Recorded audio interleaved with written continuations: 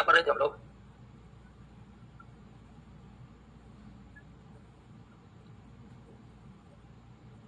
Environment.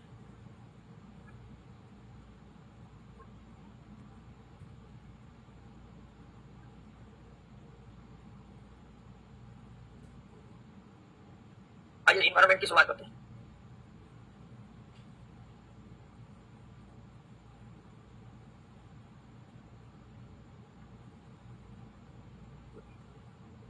चलिएगा, सब शांत हो जाइए। और हम लोग 15वां चैप्टर पढ़ रहे थे, है ना? लेकिन 15वां चैप्टर में कुछ बच गया था, तो बच गया था उसको थोड़ा पढ़ने का प्रयास कीजिएगा। क्या बच? अच्छा, तो 15वें चैप्टर में बहुत कुछ पढ़ लिए थे, लेकिन सब कुछ नहीं पढ़े थे। लेमार्क और डार्विन का जो थ्योरी था, उस थ्योरी को नहीं पढ़े थे। तो रिक्वेस्ट है, क्या पढ़िएगा। फिलहाल नए चैप्टर की शुरुआत करते हैं। आइए, बहुत बेहतरीन चैप्टर है एनवायरमेंट। सबसे पहले इस शब्द पर आइए। ये जो एनवायरमेंट शब्द है, ये कैसा शब्द है? कैसा शब्द है? ग्रीक शब्द। और जिस ग्रीक शब्द से एनवायरमेंट शब्द बना है, उसका नाम है इनवायरोन। क्या है नाम? इनवायरोन। इनवायरोन नामक ग्रीक शब्द ही आगे चलकर किसमें परिवर्तित हुआ? इन्वायरमेंट में परिवर्तित हुआ। तो इन्वायरमेंट शब्द की उत्पत्ति जो हुई है, वो इन्वायरोन से हुई है। और इन्वायरोन कैसा शब्द है? ग्रीक शब्द है। ये ग्रीक डिक्शनरी का शब्द है। ग्रीक डिक्शनरी के शब्द इन्वायरोन ही आगे चलकर किसमें परिवर्तित हुआ? इन्वायरमेंट में परिवर्तित हुआ। और ग्रीक डिक्शनरी में अगर हम इन शब्दों का अर्थ खोजे कि इन्वायरमेंट का, इन्वायरोन का अर्थ क्या होता है, तो इन्वायरमेंट का अर्थ होता है चारों ओर का परिवेश। चारों ओर का परिवेश। तो इन्वायरमेंट ग्रीक शब्द इन्वायरोन से बना है, और इसका शाब्दिक अर्थ होता है चारों ओर का परिवेश। तो इन्वायरमेंट का भी शाब्दिक अर्थ क्या निकलेगा? चारों ओर का परिवेश। तो शब्द पर को तो शब्द समझ गए कि इन्वायरमेंट कैसा शब्द है और किस ग्रीक शब्द से इन्वायरमेंट बना है, इन्वायरोन से बना है। इन्वायरोन का अर्थ क्या होता है? चारों ओर का परिवेश। इसलिए इन्वायरमेंट का भी शाब्दिक अर्थ क्या होगा? चारों ओर का परिवेश। अब ये समझते हैं कि इन्वायरमेंट हम कहेंगे किसको, इसका क्या एक सर्वसम्मत परिभाषा हो सकती है। हालांकि शाब्दिक अर्थ तो आप समझ ही गए हैं क्या होता है, चारों का। अब आइए हम इसके परिभाषा को समझने का प्रयास करते हैं। और परिभाषा को मान लीजिए कि हम एक सजीव का उदाहरण लें, जैसे कि मानव। मानव के चारों ओर क्या क्या मौजूद है? तो मानव के चारों ओर या तो मौजूद है निर्जीव, या फिर मानव को छोड़कर मौजूद है अन्य सजीव। और कुछ मौजूद है नहीं। अगर एक मानव के चारों ओर के परिवेश में हम देखें कि क्या क्या है, तो हमें दो ही चीज दिखाई पड़ती है, या तो सजीव या फिर निर्जीव। मानव के चारों ओर क्या है? हवा है। मानव के चारों ओर क्या है? पानी है। मानव के चारों ओर क्या है? मिट्टी है। और भी ढेर सारी चीजें। अगर सजीवों में देखें तो क्या है? पेड़ पौधा है, अन्य जंतु है। उसके बाद माइक्रोस्कोप से दिखने वाले सजीव यानी और कौन है? सूक्ष्म जीव है। यानी मानव के चारों ओर के परिवेश में या तो सजीव है या फिर निर्जीव है, और कुछ भी नहीं है। और ये दोनों जो है, इसी के बदौलत मानव जिंदा है। क्या मानव बिना हवा के जिंदा रहेगा? नहीं रहेगा। बिना पानी का जिंदा रहेगा? नहीं रहेगा। बिना पेड़ पौधे के जिंदा रहेगा? नहीं रहेगा। अन्य जंतु के बिना भी मानव जिंदा नहीं रह पाएगा। सूक्ष्म जीवों के बगैर भी मानव जिंदा। अगर सूक्ष्म जीव नहीं रहेंगे तो डिकम्पोजिशन की प्रक्रिया हो जाएगा। अपघटन की प्रक्रिया क्या हो जाएगी? समाप्त हो जाएगी। मिट्टी अनुर्वर हो जाएगा, फिर कौन मर जाएगा, और उसके बाद कौन मर जाएगा। यानी मानव के चारों ओर जो सजीव और निर्जीव हैं, उसी के बदौलत मानव इस पृथ्वी पर अपना जीवन को बचाने में सफल बने हुए हैं। और ऐसा सिर्फ मानव के संदर्भ में नहीं है, जितने भी जंतु हैं उन सबको जीवित रहने के लिए किन सब चीजों की आवश्यकता है, और किन की आवश्यकता है कि नहीं है? क्या इसके बिना मानव जीवित रह सकते हैं? अब ध्यान दीजिए कि जितने भी निर्जीव पदार्थ हैं हमारे चारों ओर, जितने भी निर्जीव पदार्थ हैं, उन्हें कहा जाता है दोस्तों क्या? अजैविक। कहा जाता है अजैविक। और जितने भी सजीव हैं उन्हें कहा जाता है जैविक। जैविक का मतलब क्या? सजीव। और अजीव का मतलब क्या? निर्जीव। यानी दोनों एक दूसरे के पर्यायवाची हैं। अजैविक यानी जिसमें जान नहीं है, अजैविक जिसमें जान है। तो जान सजीव में होते हैं और जान किसमें नहीं होते हैं। तो जितने भी निर्जीव पदार्थ हैं उनको क्या कहा जाता है, और जितने भी सजीव हैं उन्हें क्या कहा जाता है? जैविक। क्लियर? अब आइए पर्यावरण के परिभाषा पर। एक सजीव के चारों ओर मौजूद अजैविक और जैविक पदार्थ जिससे सजीव अंतः क्रिया करते हैं, म्यूचुअल इंटरेक्शन करते हैं, उन सबको सम्मिलित रूप से क्या कहते हैं? पर्यावरण कहते हैं। किसका पर्यावरण कहेंगे? मानव का पर्यावरण। तो एक सजीव के चारों ओर मौजूद जैविक और अजैविक पदार्थ जिनके बदौलत सजीव जीवित बने रहते हैं, उन्हें सम्मिलित रूप से सजीव का पर्यावरण कहते हैं। समझ गए ना? तो पर्यावरण मतलब सारा अजैविक और सारा जैविक, यानी पृथ्वी पर जितने भी सजीव प्लस जितने भी निर्जीव हैं, वो सब मिलकर निर्मित करते हैं किसको? पर्यावरण। यानी पर्यावरण इक्वल टू निर्जीव प्लस सजीव। क्लियर हुआ? और सजीव प्लस और निर्जीव इक्वल टू पर्यावरण। सीधी सी बात है। और अगर आप सारे निर्जीवों को पर्यावरण का हिस्सा मान लिए तो पृथ्वी पर इन दोनों के अलावे कुछ है ही, यानी कि पृथ्वी पर जो कुछ भी है, अब कहते तो ही चीज है, या तो सजीव है फिर इसके अलावा कुछ नहीं है। अगर किसी को वायरस पर ध्यान जा रहा है कि वायरस तो ना तो सजीव है ना तो निर्जीव है, तो उसको अपवाद में हटा दीजिए। तो पृथ्वी पर इन दोनों के अलावे कुछ भी, और यही दोनों मिलकर बनाते हैं। समझ गए? यानी आप कह सकते हैं कि पर्यावरण से कुछ भी बाहर, इस पृथ्वी पर जो कुछ भी है सब मिलकर के ही निर्मित करते किसको? सब कुछ पर्यावरण के हिस्से हैं, कुछ भी पर्यावरण से बाहर। आपसे पूछेगा क्या पेड़ पौधे पर्यावरण के हिस्से हैं? क्या मिट्टी हवा पानी पर्यावरण के हिस्से है? बिल्कुल है। क्या मानव पर्यावरण का हिस्सा है? बिल्कुल है। कुछ भी पर्यावरण से बाहर, सब कुछ पर्यावरण के हिस्से है। जो कुछ भी देख रहे हैं सब किसके भाग है? पर्यावरण के भाग है। पर्यावरण इतना विशाल है कि समूची पृथ्वी ही पर्यावरण में समाहित है।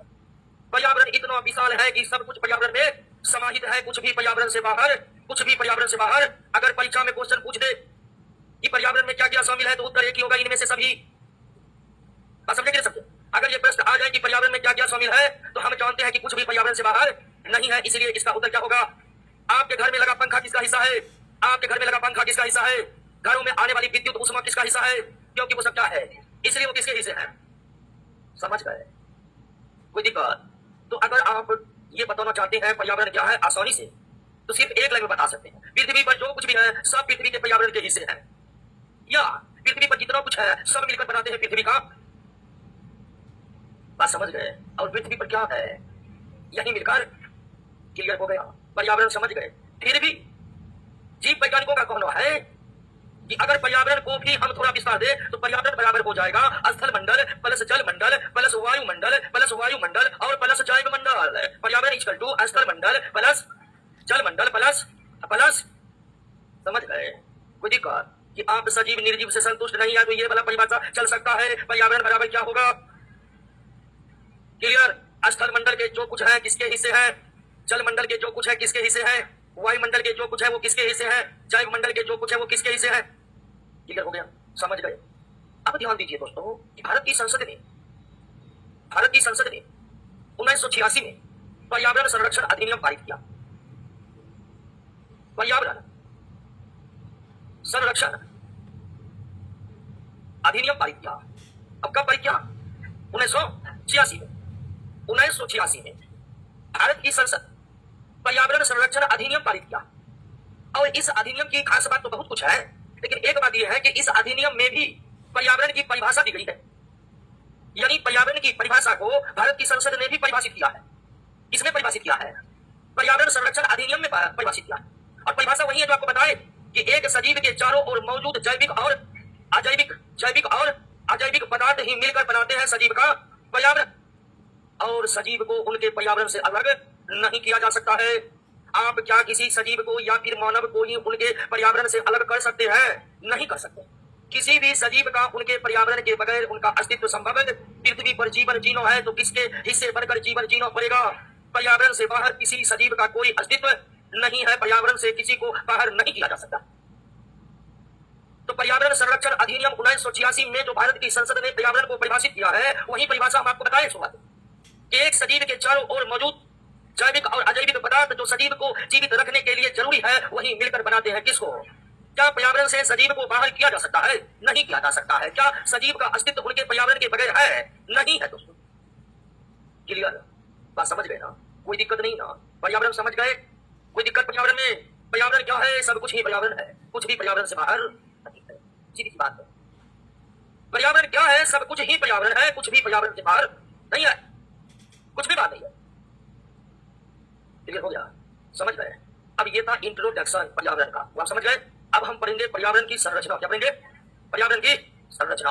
अब इंट्रोडक्शन को पढ़िए तो नोट में है, आराम से याद हो जाए। कहिए ऑनलाइन वाले दोस्तों, पर्यावरण की परिभाषा समझे कि ना? सुमन कुमारी, संजय यादव, दीपक कुमार, लाडो,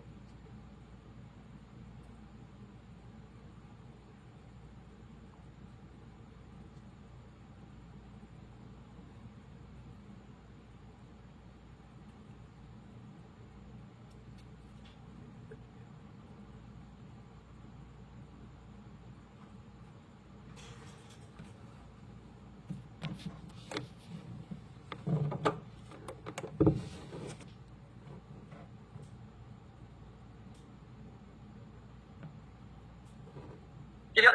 आइए पर्यावरण की संरचना पर। पर्यावरण की जो संरचना है वो बहुत जटिल है, मतलब उलझा हुआ है। पर्यावरण बहुत विशाल है। स्वाभाविक है कि जब सब कुछ शामिल कर दिए वो तो बहुत बड़ा होगा जी। तो पर्यावरण बहुत विशाल है, बहुत विशाल, और उनकी संरचना अत्यंत जटिल। पर्यावरण की संरचना अत्यंत जटिल है, अब पर्यावरण बहुत विशाल है। ऐसा क्यों है? ऐसा इसलिए है कि हमने सब कुछ को हिस्सा बना दिया है किसका, इसलिए वो बहुत बड़ा हो गया। अब बहुत बड़ा होने के कारण उसकी संरचना अत्यंत जटिल हो गई। फिर भी जीव वैज्ञानिकों ने पर्यावरण के संरचना को दो भागों में डिवाइड किया हुआ है, एक जैविक और दूसरा अजैविक। पर्यावरण की संरचना अत्यंत जटिल होने के बावजूद जीव वैज्ञानिकों ने पर्यावरण के संरचना को कितने भागों में डिवाइड किया? दो भागों में, जैविक और अजैविक। लेकिन आजकल के जो आधुनिक जीव वैज्ञानिक हैं, वर्तमान के जो आधुनिक जीव वैज्ञानिक हैं, उन्होंने पर्यावरण के संरचना को दो भागों के बजाय चार भागों में डिवाइड कर दिया है। चार भागों में डिवाइड कर दिया है, ऊर्जा घटक और तीसरा सांस्कृतिक घटक। तो शुरुआत में पर्यावरण के संरचना को दो ही भागों में बांटा गया था, और आज भी पर्यावरण के संरचना के मुख्य दो ही अंग हैं, जैविक और अजैविक। लेकिन आधुनिक जीव वैज्ञानिकों ने पर्यावरण की इस पूरी संरचना को दो के बजाय कितने भागों में डिवाइड किया? चार भागों में डिवाइड किया। तो यहां पर दो क्वेश्चन के उत्तर अलग अलग होंगे। आपसे पूछे जाएंगे कि पर्यावरण के मुख्य कितने कंपोनेंट हैं, तो पर्यावरण के संरचना को मुख्य कितने घटकों में बांटा जाता है। अभी दूसरा क्वेश्चन दो होगा उत्तर कि पर्यावरण के संरचना को अधिकतम कितने घटकों में बांटा जाता है? चार। आप केमिस्ट्री में पढ़े होंगे कि पदार्थ की मुख्य तीन अवस्था है और अधिकतम पांच अवस्था, ठोस द्रव गैस के बाद प्लाज्मा और बोस आइंस्टीन कंडेंसेट। पदार्थ की मुख्य तीन अवस्था लेकिन अधिकतम। ठीक उसी प्रकार पर्यावरण संरचना के दो मुख्य अंग या दो मुख्य ही घटक है, जैविक और अजैविक। लेकिन अधिकतम कितने कंपोनेंट हैं? पर्यावरण के संरचना का अधिकतम कितने भाग हैं? वो है जैविक, अजैविक, ऊर्जा और सांस्कृतिक। अब आइए, हमने जटिल संरचना को भी अधिकतम कितने भाग में बांट दिया है? और चार भाग में हमने बांट दिया। अब आपके मन में एक प्रश्न आता होगा कि जब पर्यावरण इतना विशाल है कि समूची पृथ्वी को ही पर्यावरण बना दिए और पर्यावरण की संरचना इतनी जटिल है, तो चार भाग में ये बांट कैसे गया? आपके मन में यही प्रश्न होगा, क्योंकि शुरुआती लाइन हम बोले कि पर्यावरण अत्यंत विशाल है, उसकी संरचना अत्यंत जटिल, तो फिर ये चार भाग में क्यों बट गया? बट गया इसलिए कि इन्हें बांटा गया है, और बांटने का प्रयोजन यही है कि हम पर्यावरण को बेहतर तरीके से समझ सके। तो जीव वैज्ञानिकों ने जटिल संरचनाओं वाले पर्यावरण को भी अध्ययन में आसान बनाने के लिए कितने भागों में बांटा? चार भागों में बांटा। यानी बंटवारा का एकमात्र उद्देश्य है कि ताकि हम लोग पर्यावरण को बेहतर तरीके से समझ सके। बंटवारा का यही मुख्य उद्देश्य है। नहीं तो पर्यावरण को इतनी जटिल संरचना है कि बंटवारा संभव नहीं है, फिर भी हम बेहतर तरीके से पर्यावरण के समझ को विकसित कर सके, इसलिए जीव वैज्ञानिकों ने अध्ययन करने की प्रक्रिया को आसान बनाने के लिए कितने भागों में बांटा? चार। आइए चारों को हम एक एक करके समझते हैं। पहला है अजैविक घटक, एबायोटिक कंपोनेंट, अजैविक घटक। अब अजैविक घटक क्या है? निश्चित तौर पर आप समझोगे, जो है निर्जीव वही है जैविक। हर निर्जीव पदार्थ पर्यावरण के कैसे घटक है? हर निर्जीव पदार्थ पर्यावरण के कैसे घटक है? अजैविक घटक है। अब इसको बांटने का प्रयास करिएगा तो इसके अंतर्गत आएंगे क्या? स्थल मंडल। इसके अंतर्गत आएंगे क्या? वायुमंडल। इसके अंतर्गत आएंगे क्या? जल मंडल।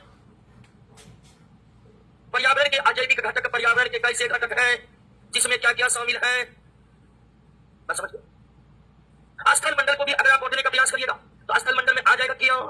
मिट्टी। स्थल मंडल में क्या आ जाएगा? खनिज। स्थल मंडल में क्या आ जाएगा? पर्वत। स्थल मंडल में क्या आ जाएगा? पठार। ये सब किसके हिस्से हैं? स्थल मंडल के हिस्से हैं। वायुमंडल में शामिल हो जाएगा कौन? सारे गैस। जल मंडल में कौन शामिल हो जाएगा?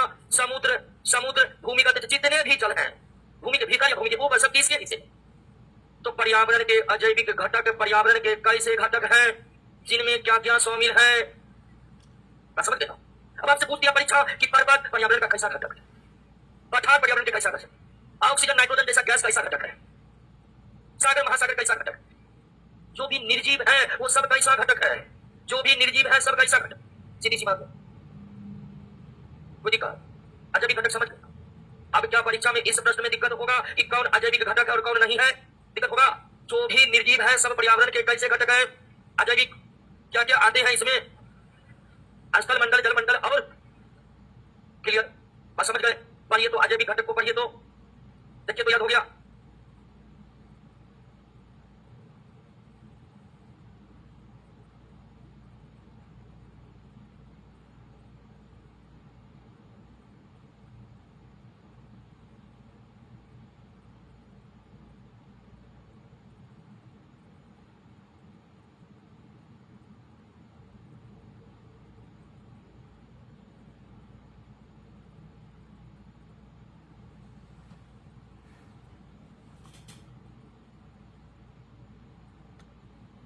क्लियर था? आइए दूसरे का जैविक घटक।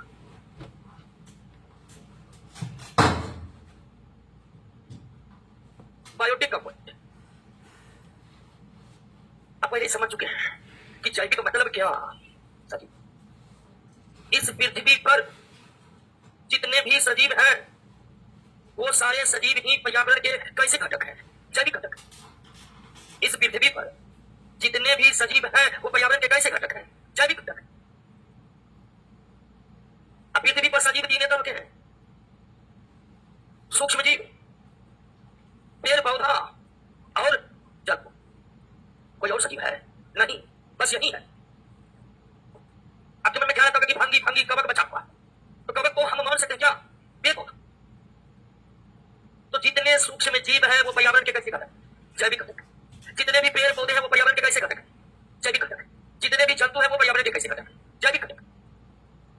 पृथ्वी पर मौजूद सारे सजीव ही पृथ्वी के पर्यावरण के जैविक घटक हैं और इन जैविक घटकों में सूक्ष्म जीव, पेड़ पौधे और जंतु शामिल है। सूक्ष्म जीव, पेड़ पौधे और जंतु ही पर्यावरण के कैसे घटक हैं, जैविक घटक। हम लोग यानी मानव पर्यावरण के कैसे घटक है, जैविक घटक। और हम लोगों का बकरी भी कैसा घटक है, सारा जंतु कैसा घटक है, बस समझ गए। क्या वो बकरी का नाम सुनकर हंस रहे हैं?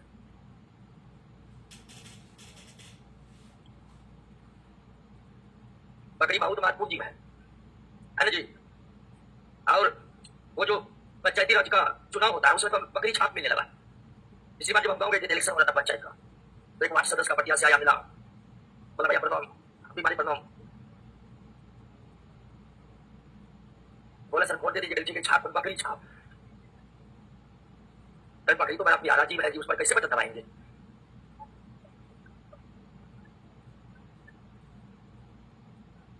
और पंचायती राज का में छाप चुनने की भी एक अलग प्रक्रिया है। जिस वार्ड सदस्य का छाप बकरी था उसका प्रतिद्वंदी का छाप कुल्हाड़ी था।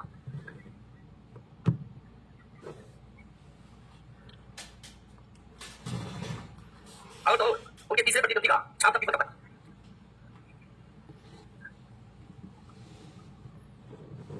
तो एक अपन देखो उसमें कोई लोगों की चलने लगती है, चलने लगती बकरी ने पीपल का खाया, जैसे खाया कुल्हाड़ी से, अब बच्चा से कुल्हाड़ी उसी पर दबा दिया। खैर आज ये जैविक घटक में कौन शामिल है जी? और कुछ है। अब समझिएगा कि ये तो जैविक घटक के अंतर्गत जो तीन चीज शामिल है, सूक्ष्म जीव, पेड़ पौधे और जंतु, इनमें सबसे महत्वपूर्ण भूमिका किसकी है? पेड़ पौधा। अर्थात पेड़ पौधे के बगैर ना तो जंतु का अस्तित्व संभव है इस पर, न ही सूक्ष्म जीव का। तो जैविक घटकों में सबसे महत्वपूर्ण है पेड़ पौधे। और क्यों महत्वपूर्ण है? महत्वपूर्ण इसलिए है कि अगर पेड़ पौधा नहीं रहा तो वातावरण की ऑक्सीजन समाप्त हो जाएगी। अब जानते हैं कि हमारे वायुमंडल में लगभग 21% क्या है? Oxygen gas. और आप लगातार श्वसन में किस गैस का इस्तेमाल करते हैं? यानी हम लगातार ऑक्सीजन ले रहे हैं, तो क्या ये 21% ऑक्सीजन वायुमंडल का घट रहा है? वो उतना का उतना ही बना हुआ है। और ऐसा क्यों है? तो आप जानते हैं किसकी बदौलत है? आप जानते हैं कि पेड़ पौधा प्रकाश संश्लेषण करते हैं जिसमें वो कार्बन डाइऑक्साइड लेते हैं, ऑक्सीजन। तो हम जितना यानी जंतु जितना ऑक्सीजन उपयोग करता है उतना पौधा फिर निकाल लेता है, जिससे ऑक्सीजन बैलेंस बना रहता है। अगर पेड़ पौधा नहीं रहेगा तो धीरे धीरे ऑक्सीजन क्या होने लगेगा? और एक दिन ऑक्सीजन क्या हो जाएगा? फिर श्वसन कोई और बिना श्वसन का कोई जीवित सब मर जाएगा। और अगर वायुमंडल का ऑक्सीजन समाप्त हो गया तो ऊपर वायुमंडल में जो ओजोन परत है वो भी क्या हो जाएगा? समाप्त। क्योंकि ओजोन परत का भी निर्माण किसके द्वारा? ऑक्सीजन के द्वारा होता है। ऑक्सीजन समाप्त, ओजोन परत भी समाप्त। ओजोन परत समाप्त, पराबैंगनी किरण डायरेक्ट पृथ्वी पर आएगा, जो कुछ सूखी है उसको भी जला मारेगा। तो पर्यावरण के जो जैविक घटक हैं उनमें सबसे महत्वपूर्ण कौन है? पेड़ पौधा। और ये इसलिए महत्वपूर्ण है कि इसके बगैर किसी और सजीव का जीवन इस पृथ्वी पर संभव। पेड़ पौधे सबसे महत्वपूर्ण जैविक घटक इसलिए हैं कि इनके बगैर किसी अन्य सजीवों का जीवन संभव नहीं है पृथ्वी पर। आप समझ लेना, आप समझ ही गए हैं कि क्या है जैविक और क्या है अजैविक। तीसरा घटक है ऊर्जा घटक, जो पहले शामिल नहीं था। आधुनिक जीव वैज्ञानिकों ने इसे शामिल किया है तीसरे घटक के रूप में। हालांकि पर्यावरण के बारे में जब आप 10वीं क्लास में पढ़िए था, पर्यावरण का उल्लेख 10वीं क्लास में है और उसके बाद बहुत विस्तार से उल्लेख क्लास 12 के बायोलॉजी में है। तो आपके 10वीं क्लास के जो पर्यावरण के चैप्टर है उनमें भी पर्यावरण के दो ही कंपोनेंट रखे गए, जैविक और ऊर्जा घटक। और सांस्कृतिक घटक की चर्चा क्लास 12 में की गई। अब ऊर्जा घटक क्या है? तो ऊर्जा घटक के अंतर्गत आते हैं दोस्तों प्रकाश और तापमान, जिसका एकमात्र स्रोत है सनलाइट यानी सूर्य का प्रकाश। और इसे पर्यावरण के घटकों में इसलिए शामिल कर लिया गया है कि इनके बगैर भी जीवन संभव नहीं है। इनके बगैर भी जीवन संभव नहीं, क्योंकि सूर्य का प्रकाश नहीं आएगा तो भी प्रकाश संश्लेषण, प्रकाश संश्लेषण नहीं होगा, ऑक्सीजन समाप्त, सब कुछ समाप्त। तो पर्यावरण के ऊर्जा घटक के अंतर्गत प्रकाश और तापमान को शामिल किया जाता है। पर्यावरण के ऊर्जा घटक के अंतर्गत प्रकाश और तापमान को शामिल किया जाता है, जिनके स्रोत है कौन? सूर्य का प्रकाश। और स्रोत नहीं, एकमात्र स्रोत यही है। और ऊर्जा घटक की महत्ता इस संदर्भ में है कि बिना ऊर्जा का पर्यावरण गतिशील नहीं हो सकता है, चलायमान नहीं हो सकता। अब ध्यान दीजिए दोस्तों कि ऊर्जा घटक में दो बातों का जिक्र किया जाता है, लेकिन दोनों के संदर्भ अलग अलग है, मतलब उनके अर्थ अलग अलग है। एक सौर विकिरण और दूसरा है भूमंडलीय विकिरण।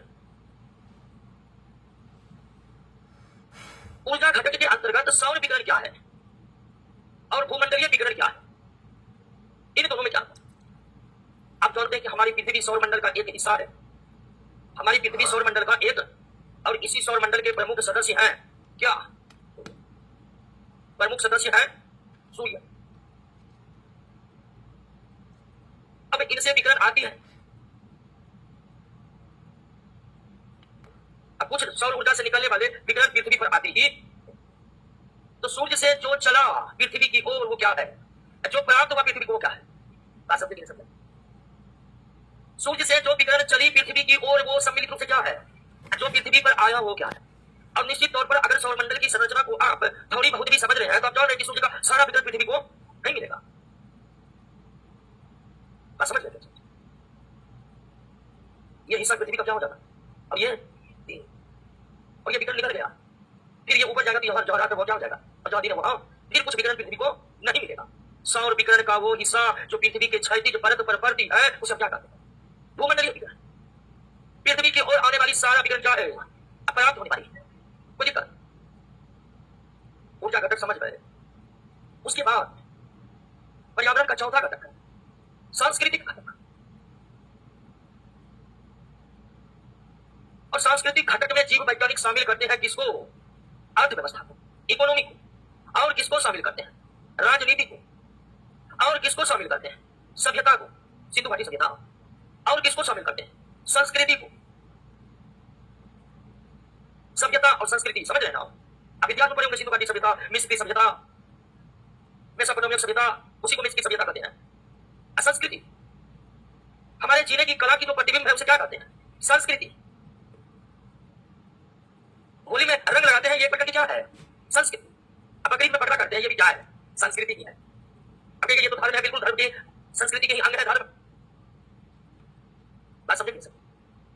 तो देश की राजनीति, देश की अर्थव्यवस्था, देश की सभ्यता, देश की संस्कृति को ही पर्यावरण के सांस्कृतिक घटक को सांस्कृतिक घटक माना जाता है। अर्थव्यवस्था, राजनीति, सभ्यता, संस्कृति को ही सांस्कृतिक घटक कल्चरल कंपोनेंट माने जाते हैं। तो पर्यावरण की संरचना अत्यंत जटिल है और उसका विस्तार बहुत बड़ा। फिर भी अध्ययन की सुविधा के लिए पर्यावरण के संरचना को मुख्य 2 और अधिकतम 4 भागों में बांटा गया है और निश्चित तौर पर इन चारों भागों को आप समझ चुके हैं। क्लियर? एक बार चारों घटक को आप पढ़ लीजिए। अजैविक को तो पढ़ ही लिए हैं, जैविक घटक, ऊर्जा घटक और सांस्कृतिक घटक पर एक बार नजर डालिए। तब हम पर्यावरण के अगले टॉपिक पर आते हैं जिसका नाम है बायोलॉजिकल ऑर्गेनाइजेशन। नेहा कुमारी, मनीष कुमार, हिमांशु शर्मा, पूजा कुमारी, बताइए क्या पर्यावरण के कंपोनेंट समझ चुके हैं?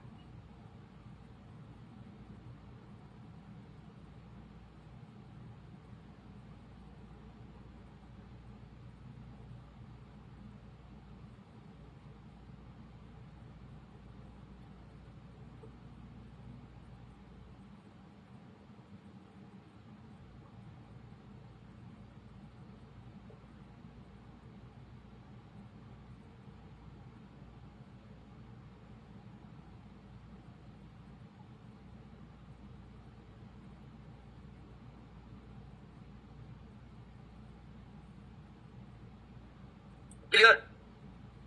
समझ गए ना? समझना बहुत जरूरी है। बाकी तो आप जानते हैं, जो घर पर पढ़ेगा वही नौकरी लेगा, जो घर पर नहीं पढ़ेगा वो कभी नौकरी नहीं ले सकता। सेल्फ स्टडी जरूरत नहीं, अनिवार्य अनिवार्य। और हमें बहुत बड़े पता है कि बहुतों का एक ही काम है, बैग लटका के कोचिंग आना, अभी कोचिंग से चले जाना, आने जाने वाली को कभी कभी आने जाने के बाद घर पर पूरा दिन एक कर दो। अब आप पर्यावरण को समझ गए हैं, लेकिन घर पर आप नहीं पढ़िएगा तो पर्यावरण से रिलेटेड प्रश्न को कौन याद करेगा? आप प्रश्न याद करिएगा तो परीक्षा में क्या बनाइएगा? आइए दोस्तों, आप समझते हैं बायोलॉजिकल ऑर्गेनाइजेशन को।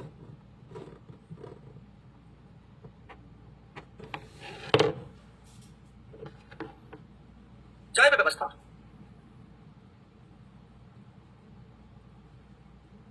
जैव का मतलब होता है कि सजीव, ये होता है। जैविक जैव एक ही बात हुआ, अजैविक अजैव एक ही बात हुआ। जैव का मतलब होता है सजीव सजीव सजीव। तो जैव व्यवस्था का शाब्दिक अर्थ हुआ सजीव की व्यवस्था,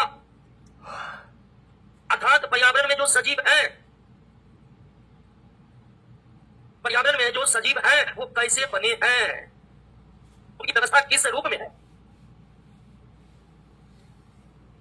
तो जैव व्यवस्था की शुरुआत या बनने की शुरुआत कहां से होती है? अणु और परमाणु से होती है। यहीं से निर्माण होना शुरू होता है किसका? जैव व्यवस्था का। कहां से? अणु और परमाणु से। यानी हमारी प्रकृति ने जिसको बनाकर छोड़ दिया और उसके बाद सब अपने अपने बना, कैसे आपको बताएंगे अभी तुरंत। ये जो अणु परमाणु है ये मिलकर बन गया क्या? कोशिका। और ये बात आप जानते हैं कि प्रोटीन के अणु, कार्बोहाइड्रेट के अणु, डीएनए आरएनए के अणु मिलकर क्या बनाए हैं? कोशिका मिलकर क्या बने? उत्तक उत्तक मिलकर, अंग अंग मिलकर, अंग तंत्र मिलकर, जीव जीव की संख्या मिलकर बन गया आबादी। कई आबादी मिलकर बन गया क्या? समुदाय। कई समुदाय मिलकर क्या बन गया? पारिस्थितिकी तंत्र। पारिस्थितिकी तंत्र के बारे में हम बताएंगे। और पारिस्थितिक तंत्र मिलकर जैव मंडल, और जैव मंडल मिलकर ये एक व्यवस्था है। ये क्या है जिसको कहते हैं? बस समझिए, ये जो व्यवस्था आपके सामने हमने पेश किया है इसी को कहते हैं। आपसे पूछते हैं कि जैव व्यवस्था क्या है, बताइए। आप कहीं बताएंगे नहीं, दिखाएंगे क्या है और दिखा देंगे। ये जो संरचना हम देख रहे हैं पर्यावरण को निर्मित करने वाली, ये संरचना ये क्या है? जैव व्यवस्था है, जिसकी शुरुआत कौन से हुई है। और हर एक स्तर का अपना महत्व है, कोई भी स्तर गायब होगा सब कुछ। जैव व्यवस्था का ये प्रत्येक स्तर एक दूसरे से जुड़े हैं, इस व्यवस्था में किसी एक स्तर को हम निकाल देंगे, सब कुछ क्या हो जाएगा, नष्ट हो जाएगा, नष्ट हो जाएगा। तो ये जो आप देख रहे हैं कि अणु और परमाणु मिलकर बनाया कोशिका, कोशिका मिलकर ऊतक, ऊतक मिलकर अंग, अंग मिलकर अंतर्द्रव्य मिलकर जीव मिलकर आबादी मिलकर समुदाय मिलकर पारिस्थितिक तंत्र मिलकर जयमंडल। निश्चित तौर पर अभी 3 शब्दों में दिक्कत होता होगा आपको, आबादी क्या है, समुदाय क्या है, पारिस्थितिक तंत्र क्या, हम आएंगे इस पर, इन शब्दों को हम फिर से परिभाषित करेंगे। लेकिन आपसे पूछते कि जैव व्यवस्था का संरचनात्मक हिस्सा कौन है। अगर आपसे पूछते कि जैव व्यवस्था की रचनात्मक इकाई कौन है, क्योंकि इसी के बगैर सब कुछ हुआ है। अगर हमारी प्रकृति हमसे अणु और परमाणु ही छीन लेगा तो मतलब इसका यही हुआ कि वो हमसे हम ही को छीन लिया, उसके बाद कुछ बचेगा नहीं दोस्तों, कोई समस्या नहीं ना। यही व्यवस्था को कहते हैं। और जिसकी सबसे स्पष्ट इकाई कौन है जी, अगर आपसे क्वेश्चन पूछते हैं कि जैव व्यवस्था के विभिन्न स्तरों में सबसे स्पष्ट स्तर कौन है, क्यों, तो ये आपको आंखों से दिखाई देंगे। जैव व्यवस्था के भिन्न भिन्न स्तरों में सबसे स्पष्ट इकाई कौन है जी, जीव, जो हमें दिखाई देते। कोई समस्या नहीं ना। अब हम कुछ शब्दों को समझेंगे। पहला क्या है, जाति। आइए समझिए जाति को, कि जाति क्या है। और ये पर्यावरण वाली जाति है, जनगणना वाला जाति नहीं। ये जाति का मतलब जाति, जनगणना वाला जाति को अंग्रेजी में कहते हैं कास्ट। यहां पे क्या है, एसपीसी जाति का एक ही प्रकार के जीव, एक ही प्रकार के जीव जो आपस में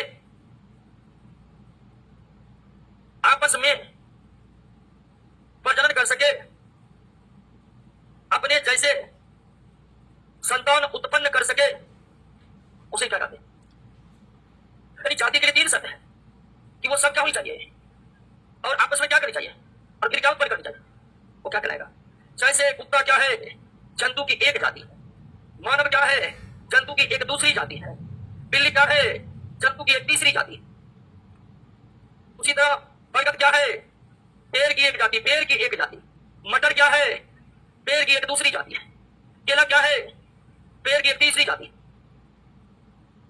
एक ही प्रकार के सजीव जो आपस में प्रजनन करके अपने जैसे संतान उत्पन्न कर सके, उन्हें हम क्या कहते हैं, जाति कहते हैं, जाति कहते हैं। क्लियर हो गया, बात समझ गए। जाति को दिक्कत ना, यानी हम लोग भी इस विशाल पर्यावरण के जाति में केवल कितने करने जाएंगे, एक।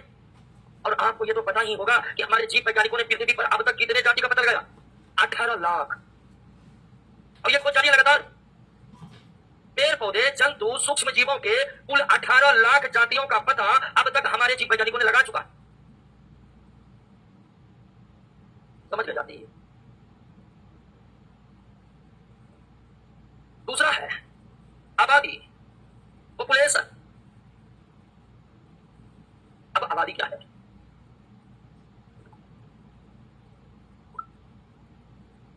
समझिएगा कि आबादी क्या है। अगर आपसे कोई पूछ दिया कि आबादी बताओ, तो आप पूछेगा पहले कि कहाँ का आबादी बताएंगे, यानी पहले क्लियर क्या होना चाहिए। मान लीजिए आपसे अगर कोई पूछ दिया जल्दी से आबादी बताओ, आबादी पॉपुलेशन कितना है बताओ, तो सबसे पहला प्रश्न कि कहाँ का पॉपुलेशन की बात कर रहे हैं, भारत के कि पाकिस्तान के। फिर आप पूछिएगा कि आप किसकी आबादी की बात कर रहे हैं, बकरी की, भैंस की, आदमी का। तब किसका कहेगा, उसकी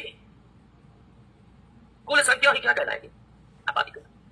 आप समझिएगा आबादी की परिभाषा को, किसी विशेष क्षेत्र में निवास करने वाले किसी विशेष सजीव के कुल सदस्यों की संख्या ही उसकी क्या कहलाती है, आबादी। दो बात क्लियर होनी चाहिए आबादी को जानने के लिए। आप कहाँ की आबादी जानना चाहते हैं और किसकी आबादी जानना चाहते हैं। कहाँ की आबादी जानना चाहते हैं, क्लियर हो गया। किसकी आबादी जानना चाहते हैं, ये क्लियर हो गया। तो अब करना क्या है, उसकी संख्या गिन देना है, निकल जाएगा क्या। जैसे भारत के मानव की आबादी 125 करोड़ है, अब 140 करोड़ हो गया। भारत के मानव की आबादी 140 करोड़ है। और आपके अगर कोई पूछे कि मानव की आबादी बताओ, मानव की आबादी बताओ, बता पाइएगा। पर ये क्लियर करना जरूरी है, कहाँ की मानव की आबादी, ऑस्ट्रेलिया की, न्यूजीलैंड की, भारत की, नेपाल की, बता दीजिए। केवल क्षेत्र बताने से ही आबादी क्लियर नहीं होगा। आपको कोई पूछेगा कि न्यूजीलैंड का आबादी बताओ, तो ये बात क्लियर होना चाहिए कि मानव का पूछ रहा है, कि मुर्गी का पूछ रहा है, कि बकरी का पूछ रहा है। किसी विशेष क्षेत्र में मौजूद विशेष जाति के सदस्यों के कुल संख्या को ही क्या कहते हैं? आबादी। क्लियर हुआ? आबादी हो गया क्लियर। तीसरा है आवास। क्या है? आवास। आवास का आवास का मतलब ये नहीं था घर। घर तो कुछ और है। सजीव जहां रहते हैं, सजीव जहां रहते हैं और अपने भोजनों का तलाश करते हैं, सजीव जहां रहते हैं और अपने भोजनों का तलाश करते हैं, वो सजीव का क्या है? आवास। तालाब एक प्रकार का क्या है? आवास है मछली और मेढक का। वन क्या है? आवास है विभिन्न प्रकार के जंगली जंतुओं का। बस समझ जाएंगे। तो आवास का मतलब आप समझ लेना। सजीव जहां रहते हैं और अपने भोजनों का तलाश करते हैं, वही सजीव क्या है? आवास। मछलियों का आवास, तालाब, झील, सागर, महासागर, ये सब किसके प्रकार है? जहां सजीव मौजूद है वही सजीव का। और एक होता निकेत। ध्यान दीजिएगा शब्दों पर। शब्द निकेत। अब समझिएगा कि किसी भी आवास में केवल एक तरह के सजीव नहीं रहते। तालाब भी है तो इसमें केवल मछली नहीं है, इसमें मेढक भी है, इसमें सांप भी है, इसमें केकड़ा भी, इसमें घोंघा भी है। तालाब मछली का भी आवास है, मेढक का भी, सांप का भी, केकड़ा का भी, घोंघा का भी। कहने का तात्पर्य यह है कि एक आवास में केवल एक जीव नहीं रहते हैं, बल्कि एक से जंगल है तो क्या उसमें केवल शेर रहते हैं? हिरन और शियार भी रहते हैं। बोलिएगा नहीं, समझिएगा, बोलिए मत। तो एक आवास में एक से अधिक जाति का जीव रहते हैं। जाति तो आप समझ गए। क्या एक आवास में केवल एक ही जाति का सजीव रहते हैं? नहीं, एक आवास में एक से अधिक जाति का सजीव रहते हैं। अब आपको समझना क्या निकेत। निकेत क्या है? एक बार फिर से आइए। जैसे तालाब क्या है? जिसमें इतने सारे सजीवों की जातियां हो। अब तालाब में जहां मछली है वहां मेढक, जहां मेढक है वहां सांप। सब तालाब में, लेकिन एक जगह सांप अपना अपना इलाका बदले है कि है? ये सब तालाब में रहते हैं मिलजुल कर। नहीं, मेढक एकदम कीचड़ वाला पानी में रहेगा, सांप बिल बनाकर रहेगा, भूख लगेगा तभी निकलेगा किधर मेढक किधर है मछली। केकड़ा का अपना अलग ही इलाका है, घोंघा का अपना अलग ही इलाका। हर सजीव, हर जाति तालाब में अपने अपने स्थान बनाए हुए हैं और किसी दूसरे के स्थान पर जाता जाएगा, मारा जाएगा। अब तालाब में जहां मछली रहते हैं वो है मछली का, जहां मेढक रहते हैं वो है मेढक के, जहां सांप रहते हैं सांप के। निकेत यानी कि आवास को बांटा जाता है किसमें? निकेत किसके हिस्से हैं? अंतर इतना है कि आवास में कई तरह की जाति रहता है, लेकिन आवास के निकेत में केवल एक तरह की जाति रहता है। अगर जंगल आवास है तो उस जंगल में शेर का मांद क्या है? जिसमें केवल शेर रहता है। अगर जंगल आवास है तो उसमें पक्षियों की घोंसला क्या है? निकेत, जिसमें केवल वो पक्षी रहते हैं। क्लियर हो गया? समझे क्या? समझे? यदि आवास का हम बंटवारा करने लगे तो क्या निकलेगा? निकेत में केवल एक जाति रह सकता है। शेर के मांद में हिरन नहीं रह सकता। हिरन जाएगा तो मारा जाएगा। हिरन जहां रहते हैं वहां शेर नहीं रह सकते। हर जाति की अपनी एक अलग अलग विशेषताएं होती है, इसलिए आवास के अंदर उसके निकेत भी अलग अलग होते हैं।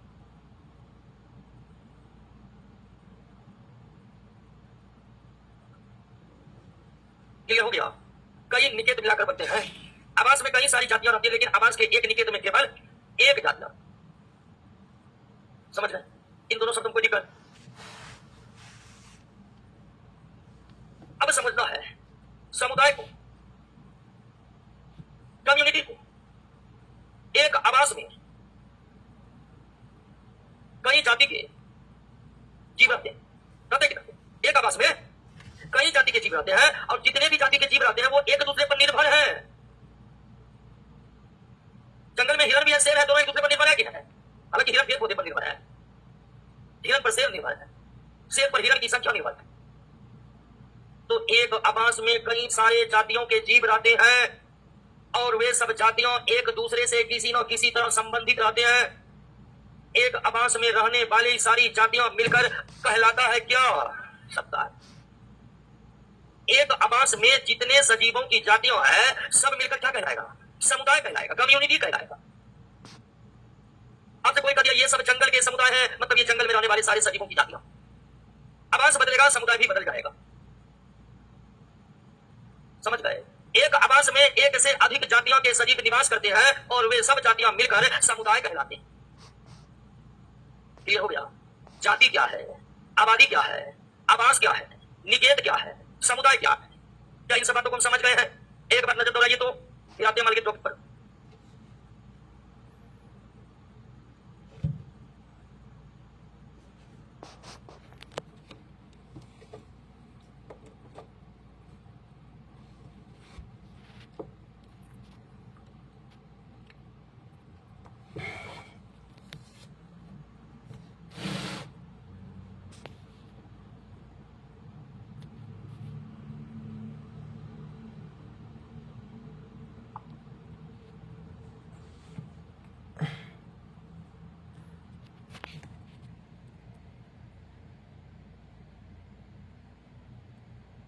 क्लियर? ये प्रश्न आया हुआ है, आई कैन न्यूज दैट। सो मतलब इसलिए अणु परमाणु क्या होगा? अब अणु परमाणु वही होता है जो क्लास 9th में पढ़े थे। You are read in class 9th in first chapter. फिर भी अणु और परमाणु नहीं जानते तो कोई बात नहीं, जान जाइएगा। क्लियर? सब कुछ इस ब्रह्मांड में जो कुछ भी है सब छोटे छोटे कणों से निकलता है और छोटे छोटे कण को अणु नहीं करते, परमाणु का। अब परमाणु मिलकर बनाते हैं, अणु मिलकर पदार्थ। तो ये बोर्ड देख रहे हैं, ये छोटे छोटे कणों से मिलकर बना, तो आंख से दिखाई, माइक्रोस्कोप से दिखाई, इलेक्ट्रॉन माइक्रोस्कोप से दिखाई दे। तो अणु और परमाणु छोटे छोटे कण है जिनसे सब कुछ बना है। और इसका विस्तार से तो क्लास केमिस्ट्री में ही हम लोग पढ़ेंगे, बायोलॉजी का ये विषय नहीं है। आप नहीं जानते हैं तो तत्काल आप क्लास 9 का बुक में एक बार पढ़ लीजिएगा। क्या अब वैसे आपको बता दें हम केमिस्ट्री भी पढ़ाते हैं, उसमें हम पढ़ा देंगे डिटेल में। क्या मिलते तो कल के क्लास में जब हम चर्चा करेंगे पर्यावरण के आगे की बातों पर। तो अब आ गए सब लोग, क्वेश्चन बनाना शुरू कर दीजिएगा, समझेंगे सब?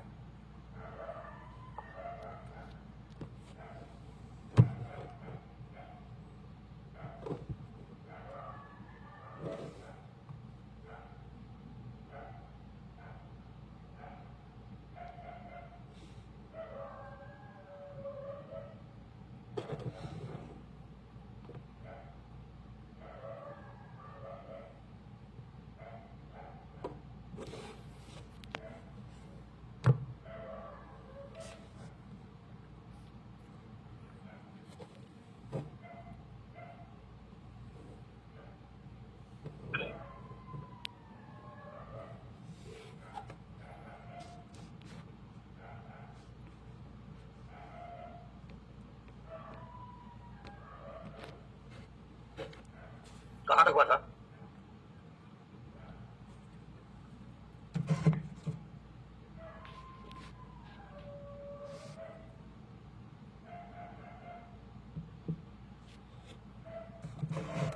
चलिए अब ध्यान दीजिए। और कल हमने आवास को समझा था। आवास जैसे कि वन, तालाब, नदी, मरुस्थल, ये सब क्या है? आवास है। तो आवासों के बारे में ये पढ़े थे कि जहां जीव रहते हैं एवं भोजनों की तलाश करते हैं, जहां जीव रहते हैं और भोजनों की तलाश करते हैं उसे क्या कहते हैं? आवास कहते हैं। जैसे वन एक आवास है, तालाब एक आवास है, नदी एक आवास है, मरुस्थलीय क्षेत्र भी एक आवास है। और आवासों की विशेषता ये होती है कि एक आवास में जीवों की कई सारी जातियां निवास करती। आवास की खासियत ये होती है कि एक आवास में केवल एक जाति नहीं, कई जाति निवास करते हैं, कई जाति निवास करते हैं। और एक आवास में जो कई सारी जाति निवास करते हैं उन सब जातियों को मिलाकर बनता है क्या? समुदाय। एक आवास में जितने सारी जातियां हैं वो सब मिलकर बनाते हैं क्या? समुदाय। उदाहरण के तौर पर तालाब में मछली है, मेढक है, सांप है, केकड़ा है, घोंगा है। तो मछली, मेढक, सांप, केकड़ा, घोंगा मिलकर बनाएगा तालाब का समुदाय। समझ गए? और ये बात हम कल ही समझे थे। अब समुदाय के जो विभिन्न जातियां हैं तो क्लियर हो गया कि समुदाय कई जाति से मिलकर बनते हैं और हर आवास का समुदाय अलग अलग होता है। हर आवास का समुदाय अलग अलग होता है। यानी तालाब का जो समुदाय है वो मरुस्थल से मेल नहीं खाएगा। तो कई जातियां मिलकर जो समुदाय बनाती है कई जातियां मिलकर जो समुदाय बनाती है, उन समुदाय के जातियों को 4 भागों में बांटा जाता है। समुदाय के कई जातियों को कितने भागों में? 4 भागों में बांटा जाता है। वे 4 भाग कौन है? तो आइए एक एक करके इन्हें समझते हैं। पहला है फाउंडेशन, स्पीसीज, यानी आधार जाति। आधार जाति समुदाय की वो जातियां जिनके बदौलत अन्य जाति किसी आवास में निवास कर रहे होते हैं। किसी आवास की वो जातियां जिसके बदौलत अन्य जातियां वहां पर निवास कर रहा है, उसे क्या कहते हैं? आधार जाति कहते हैं। एक आवास की ऐसी जाति, एक आवास की ऐसी जाति जिसके बदौलत अन्य जातियां वहां निवास कर रहा है, उसे क्या कहते हैं? आधार जाति का। यानी किसी आवास से अगर हम आधार जाति को ही निकाल दें तो फिर और कोई जाति वहां नहीं रह पाएगा, सब खत्म हो जाएगा। एक आवास की वो जातियां जिसके बदौलत अन्य जातियां उस आवास में निवास कर पा रहा है, उसे क्या कहते हैं? आधार जाति कहते हैं। उदाहरण के तौर पर अगर वन है तो वहां की आधार जाति कौन है? पेड़। एक जंगल में, वन में पेड़ की जातियां जो है वो क्या है? आधार जाति है। क्योंकि वन से अगर पेड़ को ही हटा दीजिएगा तो बाकी जीव जंतु रह पाएंगे? नहीं रह पाएंगे, सबको खाली करना पड़ेगा। तो पेड़ पौधे वन के कैसी जातियां हैं? आधार जातियां, जिसके बदौलत अन्य जातियां वहां, अन्य जंतु की जातियां वहां निवास कर पा रहे हैं। समझ? उसी तरह अगर तालाब है तो उस तालाब में रहते हैं कौन? शैवाल। कौन रहते हैं? शैवाल क्या है? आधार जाति है। क्यों है? तो शैवाल ही गायब हो जाएगा तालाब से, शैवाल ही गायब हो जाएगा तालाब से तो मछलियों का भोजन समाप्त, मछली ही समाप्त, तो मेढक सांप सब वहां से क्या होगा? निकल जाएगा कि अब मछली खाने के लिए आई नहीं तो आके करेंगे क्या?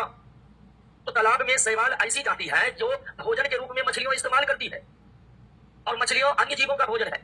मेढक छोटी मछलियां खाती है, सांप अपेक्षाकृत थोड़ी बड़ी मछलियां पकड़ कर खाएगी। लेकिन अगर शैवाल ही निकल जाएगा तो फिर मछलियां नहीं रह पाएगी।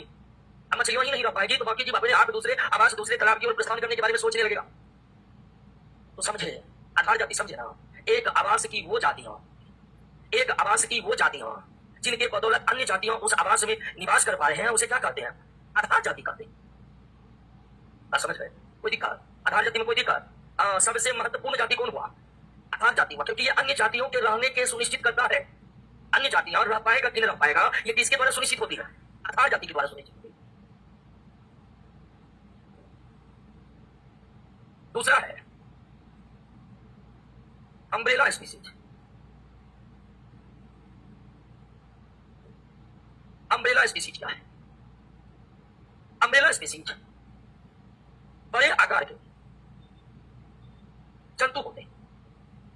बड़े नहीं, सबसे बड़े आकार के कौन जंतु किसकी भूमिका में रहते हैं?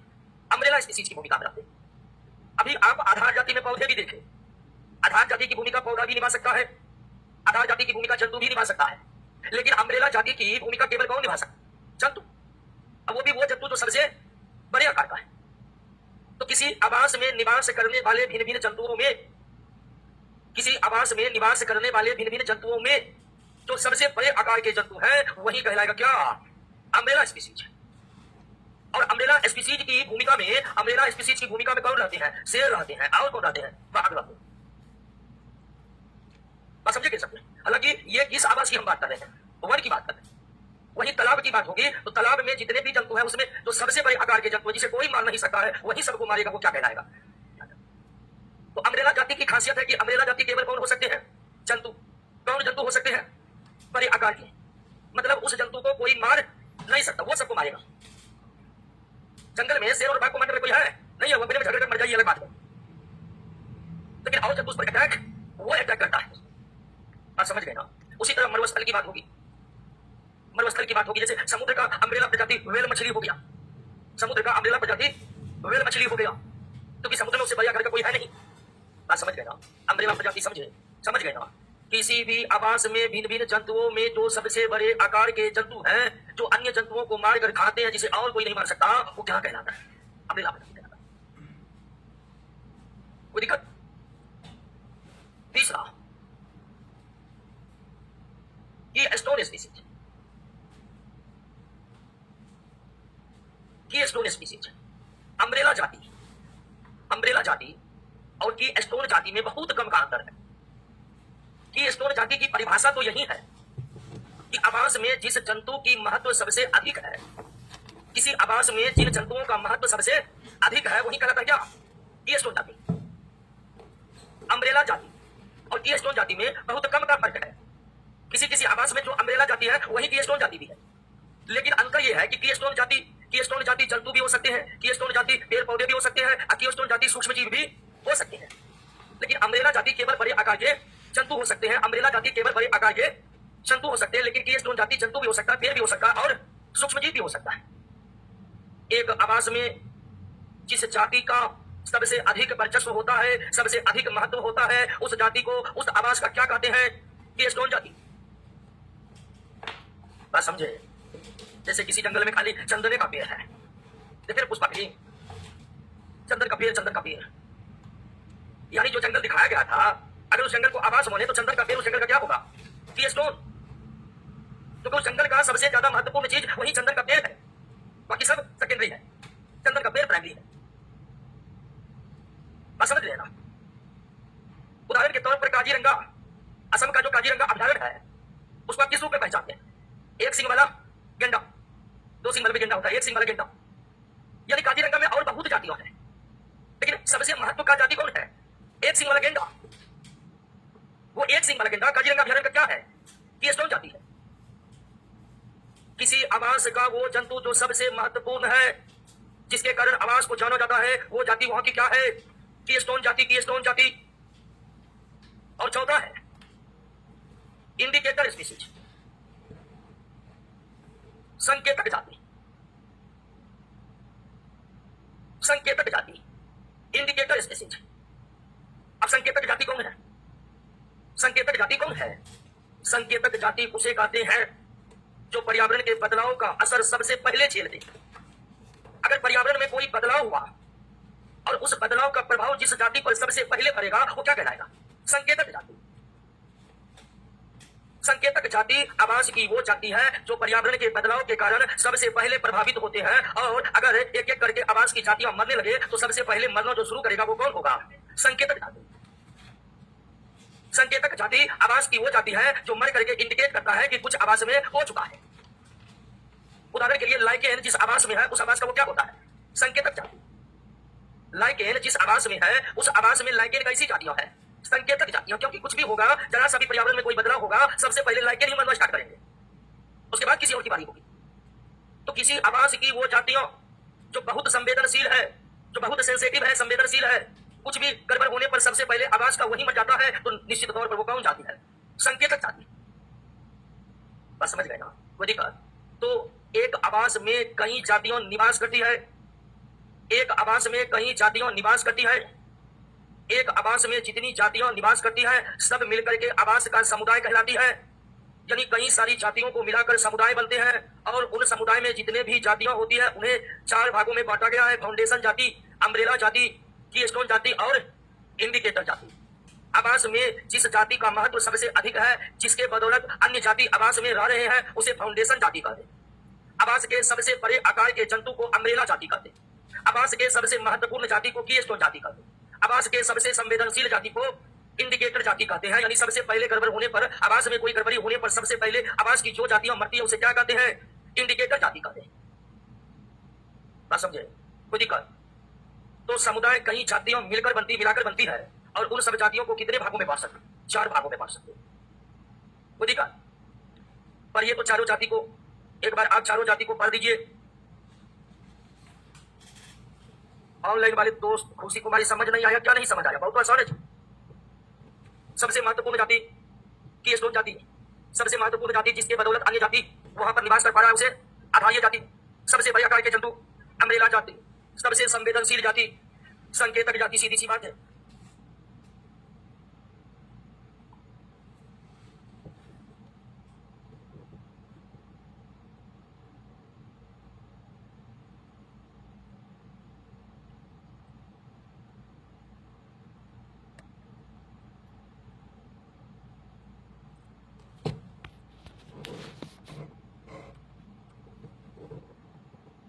क्लियर है? आइए दोस्तों, अब समझते हैं एडप्टेशन को। अनुकूलन या पर्यावरण अनुकूलन, अनुकूलन या पर्यावरण अनुकूलन, एडेप्टेशन या इन्वायरमेंटल एडेप्टेशन, जो भी आप कह लीजिए। अब समझ लो कि अनुकूलन क्या है, एडेप्टेशन क्या है। एक बात ये आप जानते हैं कि एक जाति के जीव सारे आवास में निवास नहीं कर सकते। एक जाति हर आवास में निवास नहीं कर सकता। अगर पेंगुइन पक्षी पेंगुइन को जानते हो, एकदम ध्रुवीय क्षेत्र में रहते हैं। पृथ्वी का जो ध्रुवीय क्षेत्र है जो बर्फ से ढका हुआ है, उन क्षेत्रों में पेंगुइन पाए जाते हैं, अत्यधिक ठंड वाले इलाकों में। और अगर हम पेंगुइन को राजस्थान के थार मरुस्थल में छोड़ देंगे, बचेगा, मर जाएगा। और अगर थार मरुस्थल में अच्छा से रह सकने वाले जीव ऊंट ऊंट ऊंट ऊंट को ले जाकर वो दक्षिणी ध्रुव के बर्फ में छोड़ देंगे, क्या लगता ऊंट रह जाएगा? मर जाएगा, है कि नहीं? यानी कि पेंगुइन थार मरुस्थल में नहीं रह सकते और ऊंट ध्रुवीय क्षेत्र में नहीं रह सकते। और इसका अगर हम कारण बताना शुरू करेंगे तो कारण क्या होगा? अनुकूलन। अनुकूलन।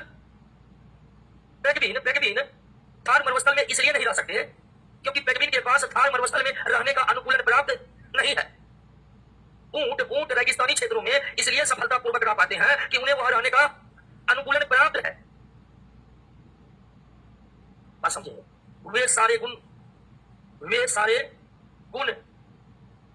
जिसके बदौलत जीव अपने पर्यावरण में रह पाते हैं, अपने पर्यावरण में रह पाते हैं, उसे हम क्या कहते हैं? अनुकूलन कहते हैं। अनुकूलन क्या है? अनुकूलन वास्तव में क्या है? गुण है। गुण को ही क्या कहते हैं? अनुकूलन वो गुण है जिसके बदौलत सजीव अपने पर्यावरण में रह पाते हैं। ऊंट के कुकर में बसा जमा रहता है, ये ऊंट का अनुकूलन है। ऊंट कम से कम पानी पीता है, ये ऊंट का क्या है? ऊंट के पैर गद्देदार होते हैं, ये ऊंट का क्या है? और इन्हीं गुण के कारण ऊंट अपने आवास यानी रेगिस्तान में रह पाने में सक्षम है। ऊंट में कुकर होते हैं जिसमें बसा जमा होता है। ऊंट को पानी की आवश्यकता कम से कम होती है। ऊंट के पैर गद्देदार होते हैं। ऊंट के जो ये सब गुण है, यही ऊंट का अनुकूलन है जिसके कारण वे अपने पर्यावरण यानी रेगिस्तान में रह पाने में सक्षम है। उसी तरह पेंगुइन ठंडे इलाकों में रहते हैं क्योंकि ठंडे इलाकों में रहने के लिए उनके पास कई सारे अनुकूलन है, अर्थात कई सारे गुण है। मछली को श्वसन के लिए गिल्स पाए जाते हैं, गलफड़ा पाए जाते हैं, ये मछलियों का क्या है? अनुकूलन है। एक सजीव के वे सारे गुण जिसके बदौलत वे अपने पर्यावरण में रह पाते हैं, पर्यावरण में सफलतापूर्वक रह पाते हैं, उन सारे गुणों को उस सजीव का क्या कहते हैं? अनुकूलन का। मगरमच्छ पानी में अपने भोजनों की तलाश करता है। मगरमच्छ पानी में अपने भोजनों की तलाश करता है और उसी पानी में आप भैंस को ले जाकर छोड़ दीजिएगा तो वो मस्ती तो करेगा लेकिन भोजन की तलाश नहीं करेगा। और अगर आपसे पूछेंगे कि ऐसा क्यों, तो उत्तर क्या होगा? अनुकूलन। पानी में भोजन तलाश करने के लिए जो जो गुणों का होना अनिवार्य है वो गुण मगरमच्छ में है, लेकिन वो गुण भैंस में। बात समझ गए? अब बहुत लोग कहेगा हमारा भैंस पर नियम रहता है, वो अलग बात है, लेकिन आप अनुकूलन समझ रहे हैं ना? समझे अनुकूलन? समझ गए ना? सजीव के वे सारे गुण जिसके बदौलत सजीव अपने पर्यावरण में रहने के लिए योग्य होते हैं, उन सारे गुणों को हम उसका क्या कहते हैं? अनुकूलन। अनुकूलन। आम का पेड़ मैदानी क्षेत्रों में उगता है क्योंकि मैदानी क्षेत्र में उगने के लिए जो जो गुण चाहिए वो आम के पेड़ में मौजूद है। कैक्टस का पौधा मरुस्थलीय क्षेत्र में उगते हैं। कैक्टस का पौधा मरुस्थलीय क्षेत्र में उगते हैं क्योंकि मरुस्थलीय क्षेत्र में उगने के लिए जो जो गुण होना चाहिए वो कैक्टस में मौजूद है। आम का पौधा रेगिस्तानी क्षेत्र में सफलतापूर्वक उग नहीं सकते हैं क्योंकि वहां उगने के लिए जो जो गुण चाहिए वो आम के पौधे में, या रेगिस्तान में उगने के लिए जो जो अनुकूलन चाहिए वो आम के पौधा में, लेकिन वो कैक्टस के पौधा में है। सजीव के वे सारे गुण जिसके बदौलत सजीव अपने पर्यावरण में रहने के योग्य बनते हैं, उन गुणों को हम सजीव का क्या कहते हैं? अनुकूलन।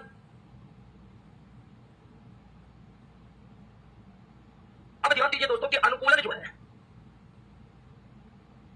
है जैसे सबसे अच्छा उदाहरण ऊंट का अनुकूलन। पहले कि कुकर में बसा का होना, पैर गद्देदार होना। तीसरा पानी की न्यूनतम आवश्यकता, ये सब ऊंट का क्या है? अनुकूलन। अब आप ये समझिए कि ऊंट में जो ये सब गुण है ये अचानक नहीं विकसित हुआ, ये सब गुण ऊंट में ही है और किसी में नहीं है। इतने सारे गुण ऊंट में है, इसलिए वो रेगिस्तान में रह पाते। गाय भैंस सब फरफराने लगेगा उसी रेगिस्तान में छोड़ देंगे ऊंट के साथ। तो क्यों तुमने इन सब का ये सब गुण गाय भैंस में नहीं है? अब सवाल है कि ऊंट में ये सब गुण है, अर्थात ये सब अनुकूलन है, तो ऊंट में कहां से आ गया ये सब अनुकूलन? गाय भैंस में नहीं आ पाया। ध्यान से समझिएगा इस बात को। किसी जीव में जो अनुकूलन है अर्थात विशेष गुण है, वह जीवों में अचानक विकसित नहीं हुआ है, वो अचानक विकसित नहीं हुआ है। उनको विकसित होने में करोड़ों वर्ष लगे हैं, करोड़ों वर्ष। मतलब करोड़ों वर्ष पहले ऊंट के पूर्वज रेगिस्तान में रहा करते थे, करोड़ों वर्ष तक पीढ़ी दर पीढ़ी उनमें गुणों का विकास होते गया, और करोड़ों वर्ष के दौरान ऊंट के पूर्वज में गुणों का विकास होते होते होते आज ऊंट में इतना गुण आ गया कि उन्हें रेगिस्तान में रहने से कोई दिक्कत नहीं है। बस समझ रहे ना? तो किसी भी जीव में अनुकूलन का जो गुण है वह गुण अचानक ही उस जीव में नहीं आए हैं, बल्कि उन गुणों को ग्रहण करने के लिए करोड़ों वर्ष उनके पूर्वज संघर्ष किए हैं। अब क्या लगता है करोड़ों वर्ष पहले ऊंट के जो पूर्वज रहे होंगे उनमें इतने सारे गुण होंगे? नहीं। करोड़ों वर्ष पहले ऊंट के पूर्वज इन गुणों को प्राप्त करने के लिए संघर्ष किए, संघर्ष करते गए, पीढ़ी दर पीढ़ी खपते गया, संघर्ष करते गए और पीढ़ी दर पीढ़ी खत्म होते गया, और अंततः एक पीढ़ी ऊंट निकला जो इतने गुणों को अपने में विकास करके रेगिस्तान में रहने में सक्षम हुआ। तो जिस जीव में अनुकूलन है वो अनुकूलन उनके पूर्वजों के करोड़ों वर्ष का संघर्ष है। बस समझ लेना। पेंगुइन को ठंडे क्षेत्र में रहने का अनुकूलन प्राप्त है, पेंगुइन को ठंडे क्षेत्र में रहने का अनुकूलन प्राप्त है। तब क्या लगता है कि अचानक पेंगुइन आया पृथ्वी पर और उसमें ठंडे क्षेत्र में रहने का अनुकूलन आ गया? नहीं। करोड़ों वर्ष पहले पेंगुइन के पूर्वज उन सब गुणों को प्राप्त करने के लिए संघर्ष करते रहे। अब करोड़ों वर्ष के संघर्ष का परिणाम है कि पेंगुइन में वे सब गुण विकसित हुए जिस गुण के बदौलत वे ठंड के क्षेत्र में रह पाते। बात समझ रहे? अनुकूलन समझे कि समझे? अब ध्यान दीजिए दोस्तों, ये अनुकूलन जो होते हैं, अनुकूलन अनुकूलन कितने प्रकार के होते हैं? दो प्रकार के, अस्थायी अनुकूलन और अस्थायी अनुकूलन। तो दोनों अनुकूलन कितने प्रकार के हैं? अस्थायी अनुकूलन और अस्थायी अनुकूलन। अब ऐसा अनुकूलन जो शरीर में थोड़े समय के लिए उत्पन्न होता है और फिर खत्म हो जाता है उसे क्या कहते हैं? गिरगिट के त्वचा का रंग बदलना भी क्या है? अनुकूलन है, लेकिन कैसा? अस्थायी अनुकूलन। गिरगिट के त्वचा में यह क्षमता होता है कि वे परिवेश के रंगों में रंग जाते हैं। गिरगिट के त्वचा का रंग बदलना गिरगिट का अनुकूलन है, लेकिन कैसा? वो रंग बदलने की घटना थोड़े समय के लिए आती। ऊंट का पैर गद्देदार है, ये ऊंट का अस्थायी अनुकूलन है। पक्षियों को उड़ने के लिए पंख है, ये पक्षी का अस्थायी अनुकूलन है। बात समझ गए? तो वे गुण जो थोड़े समय के लिए ही शरीर में रहते हैं उन्हें हम क्या कहते हैं? जो हमेशा रहते हैं उसे क्या कहते हैं? अस्थायी अनुकूलन। तो अनुकूलन भी कितने प्रकार के? दो प्रकार के, अस्थायी अनुकूलन और अस्थायी अनुकूलन। क्लियर? अब आइए दोस्तों, अनुकूलन के आधार पर पौधा का प्रकार, सिसियोफाइट्स, हेलियोफाइट्स, जेरोफाइट्स, इफीमेरल,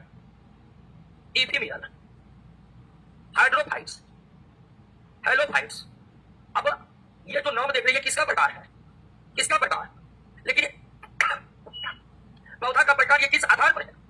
अनुकूलन के आधार पर। तो अनुकूलन के आधार पर यानी कि आवास में रहने वाले गुणों के आधार पर पौधों को कितने श्रेणी में बांटा गया है? मुख्य 6 श्रेणियों में बांटा गया है। ऐसे पौधे जो छायादार स्थानों पर उगते हैं सिसियोफाइट्स कहलाते हैं। ऐसे पौधे जो छायादार स्थानों पर उगते हैं सिसियोफाइट्स कहलाते हैं। ऐसे पौधे जो तेज धूप में उगते हैं हेलियोफाइट्स कहलाते हैं। ऐसे पौधे जो मरुस्थल में उगते हैं जेरोफाइट कहलाते हैं। ऐसे पौधे जो मरुस्थल में उगते हैं लेकिन उसका जीवन काल बहुत छोटा होता है उसे इफीमेरल कहते हैं। ऐसे पौधे जो जल में उगते हैं हाइड्रोफाइट्स कहलाते हैं। ऐसे पौधे जो अधिक लवण वाले मृदा में उगते हैं हेलोफाइट्स कहलाते हैं।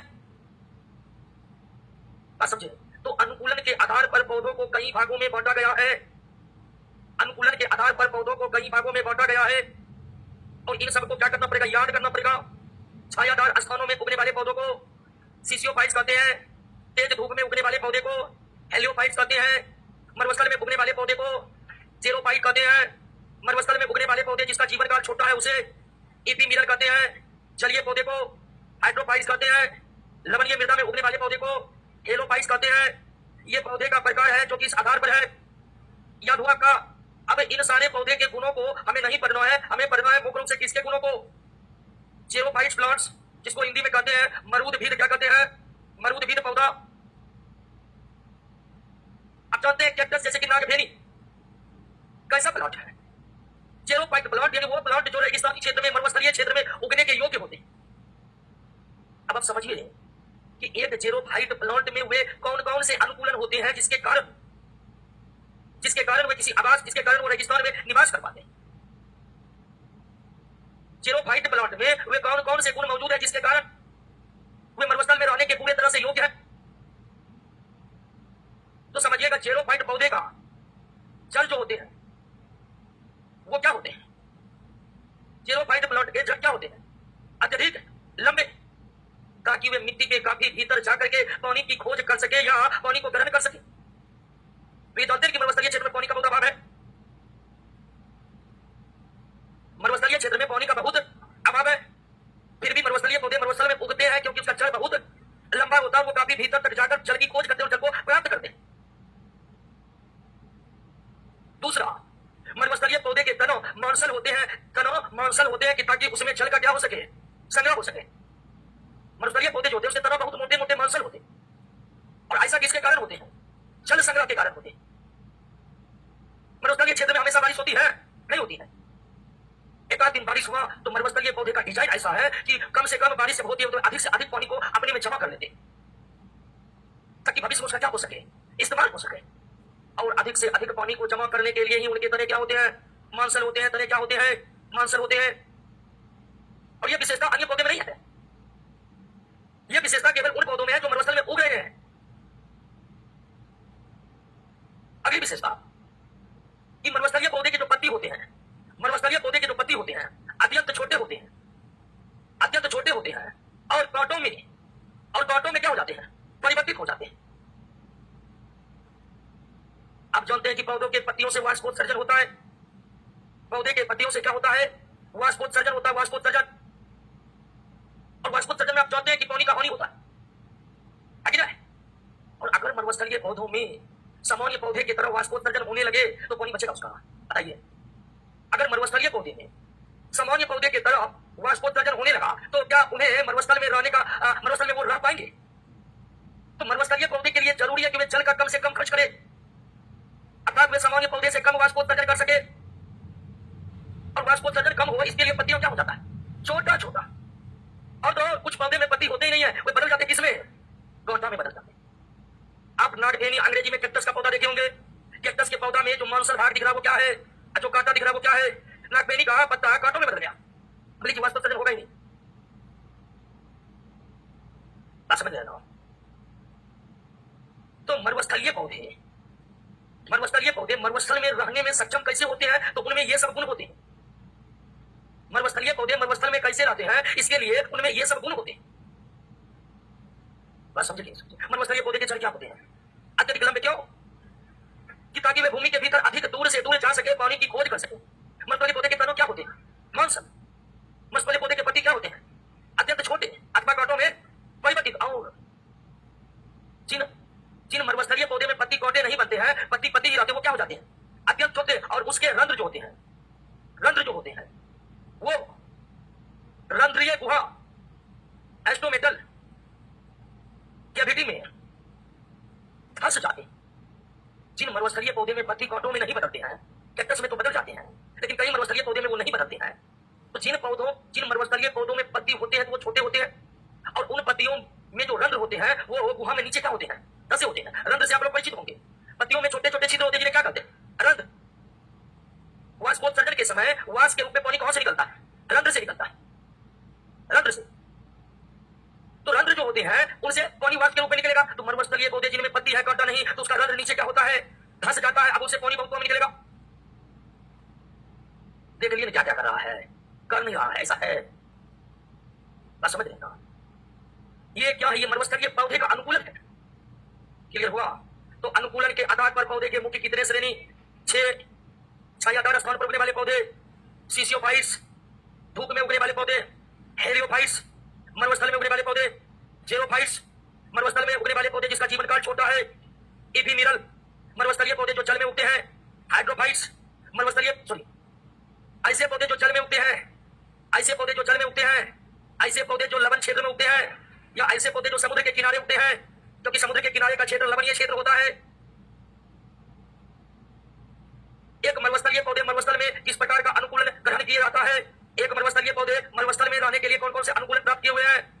तो मरुस्थलीय पौधे के जड़ क्या है, तना क्या है, पत्ती क्या है, छोटे या कांटों में उनके रंध्र क्या होते हैं, ताकि रंध्र से वाष्पोत्सर्जन कम से कम हो।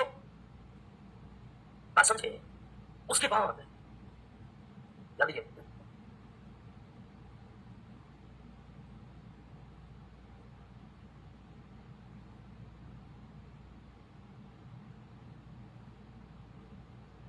जंतुओं में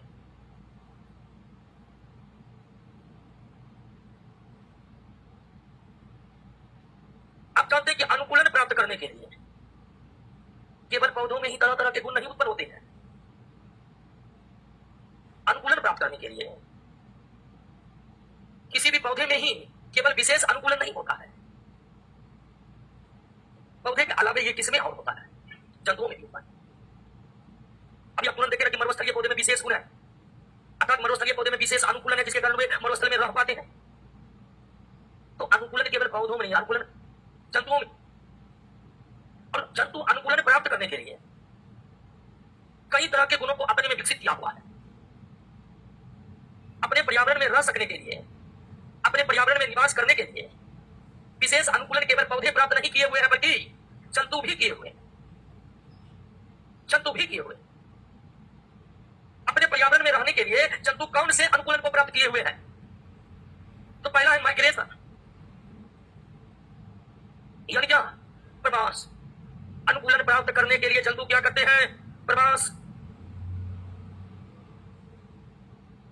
राजस्थान के भारतपूर्ण पक्षी अभयारण्य में साइबेरिया से उनके पक्षी आते हैं, जिसका नाम है साइबेरियन क्रेन।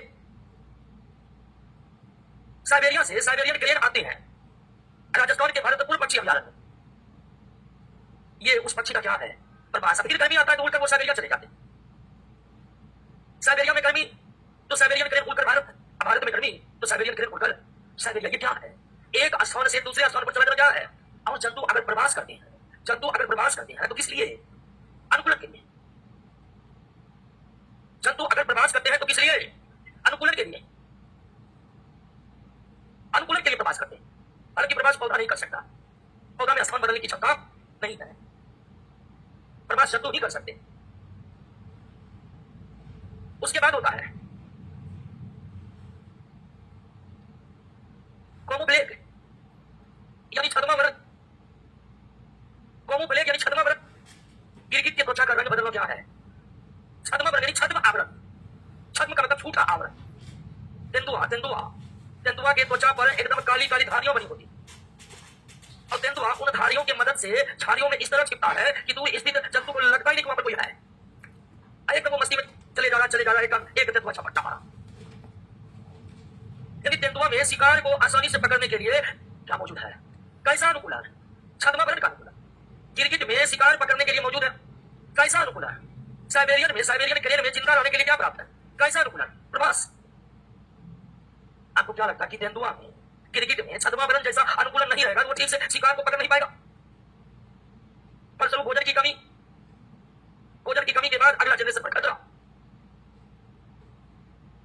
उसी तरह जंतुओं में अनुकूलन के और उदाहरण है एस्टिवेशन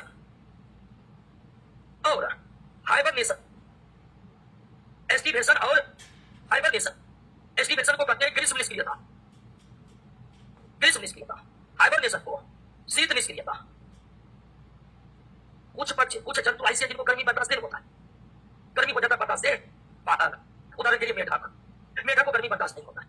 अभी एक भी मेढक आपको दिखेगा तो अभी बरसात चल रहा दिख जाएगा, अभी बरसात का मौसम शुरू हो गया तो मेढक दिख जाएगा, लेकिन जब गर्मी पड़ेगा एकदम तेज धूप वाली गर्मी, कितना मेढक नहीं है। मेढक कहां चला गया? मेढक ग्रीष्म निष्क्रियता में, यानी वो मिट्टी के भीतर जाकर निष्क्रिय हो गया है। अब सक्रिय तभी होगा जब बारिश होगी। और जब कोई जंतु निष्क्रियता में जाता है ना तो उनमें सब कुछ बंद हो जाता है, केवल श्वसन चलते रहता है। वो न भोजन करता है, न उत्सर्जन करता है, न चरण करता है, केवल और केवल श्वसन करता है। अधिक बहुत जंतु को ठंडी बर्दाश्त नहीं होता, तो ठंडी के समय वो निष्क्रिय अवस्था में चले जाते हैं। कोई विशेष स्थल को खोजते हैं, वहां पर निष्क्रिय अवस्था में चले जाते हैं। और निष्क्रियता की खासियत यह है कि जब कोई जंतु निष्क्रियता की अवस्था में जाता है तो उस दौरान वो केवल श्वसन करते हैं और सारी शारीरिक गतिविधि क्या होती है, रुक जाती है। निष्क्रियता का स्थिति उस स्थिति को कहते हैं जिसमें सारी शारीरिक गतिविधि बंद हो जाती है, चालू केवल क्या रहता है, श्वसन। तो जिस जंतु को ठंडी बर्दाश्त नहीं हुआ वो चला गया किसमें, जिसको गर्मी बर्दाश्त नहीं हुआ, किसी को दोनों बर्दाश्त नहीं होता है तो वो दोनों अवस्था में चले जाते हैं। अत्यधिक गर्मी में ग्रीष्म निष्क्रियता में चले जाते हैं, अत्यधिक ठंडी में शीत निष्क्रियता में चले जाते हैं। बात समझ गए? तो जंतु अनुकूलन प्राप्त करने के लिए माइग्रेशन करते हैं, जंतु अनुकूलन प्राप्त करने के लिए छद्म वर्ण का सहारा लेते हैं, जंतु अनुकूलन प्राप्त करने के लिए ग्रीष्म निष्क्रियता और शीत निष्क्रियता की स्थिति में चले जाते हैं। प्रमुख जंतु जो शीत निष्क्रियता या ग्रीष्म निष्क्रियता की स्थिति में चले जाते हैं उसका उदाहरण आपके नोट में दिया हुआ, पढ़िए तो एक बार ग्रीष्म और शीत निष्क्रियता को।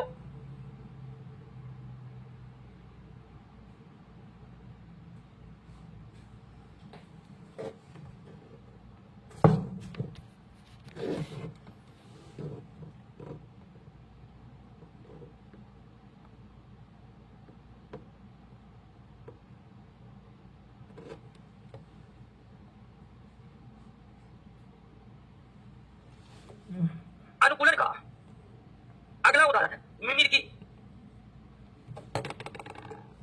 जंतुओं में अनुकूलन का अगला उदाहरण है मिमिक्री यानी अनुहरण। और इस प्रकार का अनुकूलन प्रायः किसमें होता है, कीटों में होता है। लेकिन इस प्रकार का अनुकूलन और किसमें होता है, लेकिन पक्षियों से ज्यादा कीटों में होता है। और इस प्रकार का अनुकूलन मदद करते हैं कीट और पक्षी को शिकार से बचने में। तो शिकार एवं परभक्षी से बचने के लिए कुछ कीटों में कुछ पक्षियों में विशेष प्रकार का अनुकूलन जिसको मिमिक्री या अनुहरण कहते हैं वो पाया जाता है। तो ये किस प्रकार का अनुकूलन है समझने का प्रयास कीजिएगा। मान लीजिए कि एक कीट है एक्स और दूसरा कीट है, और दोनों एक समान, जैसे दिखने में एक्स है वैसे दिखने में वाई, जैसे दिखने में एक्स है वैसे दिखने में सेम टू सेम दोनों दिखता है। लेकिन एक शिकारी है जिसका पसंद है कौन, कीट एक्स, और वो कीट वाई को पसंद नहीं करता। वो पसंद करता किसको, कीट एक्स को। जबकि दोनों दिखने में क्या है, दोनों कीट दिखने में एक समान है, एक समान। लेकिन एक शिकारी को इन दोनों में केवल एक कीट पसंद है, वो उसी का शिकार करता है दूसरा का। तो वो शिकारी एक्स को देखा और कंफ्यूजन में पड़ गया कि कहीं ये वाई तो नहीं होगा, और वो उस कंफ्यूजन में रह गया कि वो है, इसलिए एक्स को भी वो शिकार नहीं किया, एक्स बच गया शिकार होने से। समान दिखने के कारण जब सजीव परभक्षी से बचे रहते हैं तो इस तरह के अनुकूलन को क्या कहते हैं, अनुकरण। एक जीव इस तरह से दिख रहा है कि कोई और जीव भी उसी तरह का है और शिकारी उसका शिकार नहीं करता है, उसका फायदा जो मिल रहा है एक्स को, ये क्या है एक प्रकार का। बात समझे कि नहीं? तितलियों में, तितली जो एक प्रकार का कीट है उसमें इस तरह का अनुहरण पाया जाता है। तितलियों की अलग अलग जातियां, लेकिन बहुत जाति लगभग समान दिखता है। आप समझ लेना। तो अनुकूलन के लिए जीव प्रवास करते हैं, छद्मावरण करते हैं, शीत निष्क्रियता ग्रीष्म निष्क्रियता में जाते हैं। मिमिक्री एक जैसे दिखते हैं, उसका फायदा पहुंचता है, वो भी अनुकूलन है। और मरुस्थल में रहने वाले जंतु में क्या क्या अनुकूलन होता है, मरुस्थल में रहने वाले जंतु में क्या क्या अनुकूलन होता है उसको आप एक बार पढ़िए।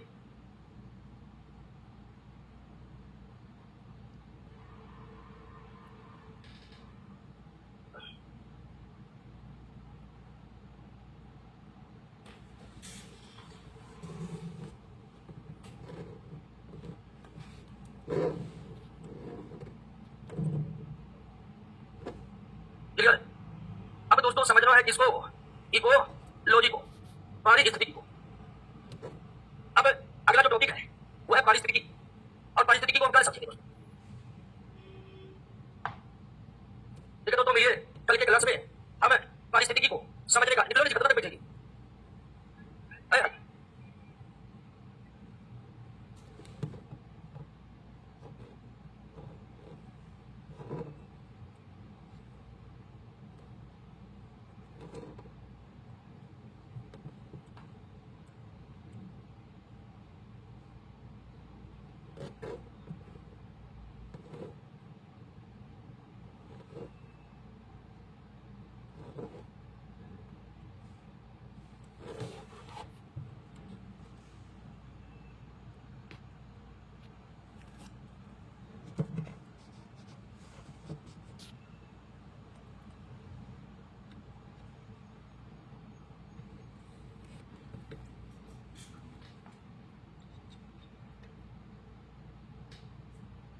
क्या पढ़ रहे थे हम लोग? पर्यावरण। चलिए, बोल तो नहीं गया मैं। पर्यावरण पढ़ रहे थे। पर्यावरण का डिफिनेशन पढ़ लिए थे, है ना? देखिए कहाँ तक पढ़े। इकोलॉजी पढ़ना। आइए समझिए आप। इकोलॉजी लगता है बोर्ड नया है क्या?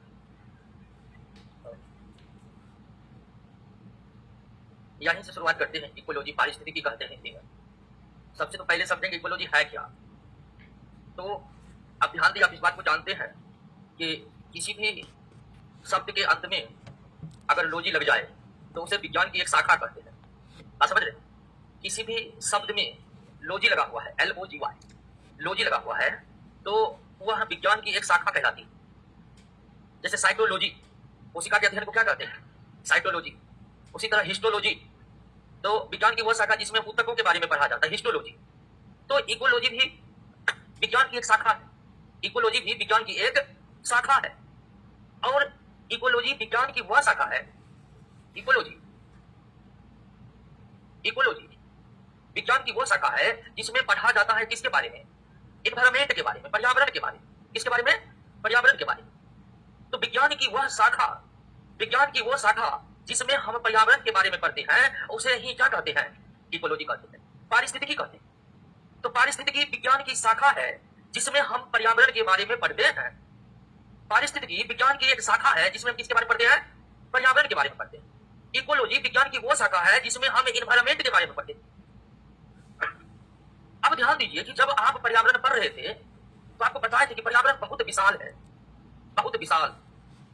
पर्यावरण इतना विशाल है कि समूची पृथ्वी ही किसमें समाहित है? पर्यावरण में। तो पर्यावरण अत्यंत विस्तृत है, पर्यावरण अत्यंत विशाल है, पर्यावरण की संरचना अत्यंत जटिल है। तो पर्यावरण जो बहुत बड़ा है, बहुत विशाल है, जिसकी संरचना बहुत जटिल है, तो उसे हम पढ़ेंगे कैसे? तो जब भी पर्यावरण को पढ़ा जाता है तो किसके संदर्भ में पढ़ा जाता है? सजीव के संदर्भ में। यह नहीं कि हम सीधे पर्यावरण के बारे में पढ़ना चालू करेंगे। पर्यावरण के बारे में जैसे ही हम पढ़ना चालू करेंगे हमारे केंद्र में कौन आ जाएगा? सजीव। जैसे मानव का पर्यावरण, भिन्न भिन्न प्रकार के जंतु का पर्यावरण। तो जब भी पर्यावरण का अध्ययन होता है तो अध्ययन ये होता है कि सजीव अपने पर्यावरण में कैसे रहते हैं, सजीव का अपने पर्यावरण से क्या संबंध है।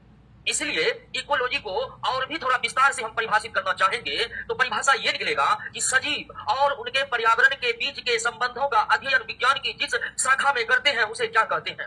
इकोलॉजी कहते हैं। बस समझ गए ना? तो इकोलॉजी विज्ञान की एक शाखा है और इसको समझने में बहुत ज्यादा दिमाग लगाने की जरूरी नहीं है, क्योंकि आप जानते हैं कि लॉजी लगा वो विज्ञान की शाखा बना।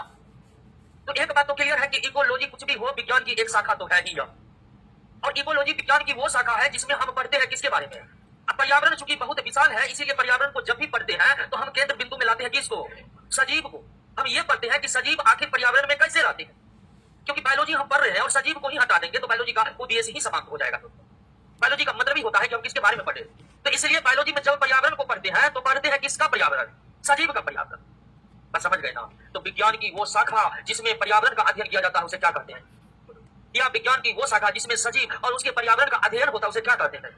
पर्यावरण और सजीव के बीच के संबंधों का अध्ययन विज्ञान की जिस शाखा में करते हैं उसे क्या कहते हैं? इकोलॉजी कहते हैं। क्लियर हो गया दोस्तों? समझ गए इकोलॉजी? अब इकोलॉजी को हिंदी में से कहते हैं पारिस्थितिकी। इकोलॉजी को दो भागों में बांटा जाता है। कितने भागों में? दो भागों में बांटा जाता है। नॉर्मल पानी थोड़ा मंगाइए ठंडा। इकोलॉजी को कितने भागों में बांटा जाता है? दो भागों में। एक है ऑटो इकोलॉजी, ऑटो इकोलॉजी, और दूसरा है सिन इकोलॉजी। ऑटो इकोलॉजी और सिन इकोलॉजी, इसको हिंदी में कहते हैं स्वपारिस्थितिकी, स्वपारिस्थितिकी, और इसको कहते हैं समुदाय पारिस्थितिकी, समुदाय पारिस्थितिकी। पारिस्थितिकी को, इकोलॉजी को दो भागों में बांटा गया है। ऑटो इकोलॉजी, इसको ऑटो ऐसे ही लिखते हैं, और दूसरा है सिन इकोलॉजी। ऑटो इकोलॉजी और सिन इकोलॉजी। अब ऑटो इकोलॉजी और सिन इकोलॉजी में क्या डिफरेंस है उसको समझने के लिए दो शब्दों को जानना बहुत जरूरी है। एक जाति और दूसरा समुदाय। जाति और समुदाय, ठीक है? Species and community. और जाति क्या है, समुदाय क्या है, इसके बारे में चर्चा किए हुए। याद रखिए, एक ही प्रकार के सजीव क्या कहलाते हैं? जाति। और कई प्रकार की जाति मिलकर समुदाय बनाते हैं। जैसे कुत्ता एक क्या है, और किसी क्षेत्र में जितने भी जाति रहते हैं वो सब मिलकर उस क्षेत्र का समुदाय कहलाते हैं। तो अब आप समझिए कि स्व पारिस्थितिकी क्या है और समुदाय पारिस्थितिकी क्या है। किसी एक जीव या किसी एक जाति के जीव और उनके पर्यावरण के बीच का अध्ययन क्या कहलाता है? स्व पारिस्थितिकी। एक जीव या एक ही जाति के जीव और उनके पर्यावरण के बीच का अध्ययन क्या कहलाता है? स्व पारिस्थितिकी कहलाता है। जैसे कुत्ता और उसके पर्यावरण के बीच का अध्ययन क्या कहलाएगा? मानव और उसके पर्यावरण के बीच का अध्ययन क्या कहलाएगा? बस समझ गए ना? घोड़ा और उसके पर्यावरण के बीच का अध्ययन। तो एक ही सजीव या एक ही जाति के सजीव और उसके पर्यावरण के बीच के संबंधों का अध्ययन इकोलॉजी के जिस शाखा में होगा वो कहलाएगा ऑटो इकोलॉजी या और यह में तो नाम ही जुड़ा हुआ समुदाय पारिस्थितिकी। विभिन्न जाति एवं उसके पर्यावरण के बीच का अध्ययन क्या कहलाता है? विभिन्न जाति और उनके पर्यावरण के बीच के संबंध का अध्ययन क्या कहलाता है?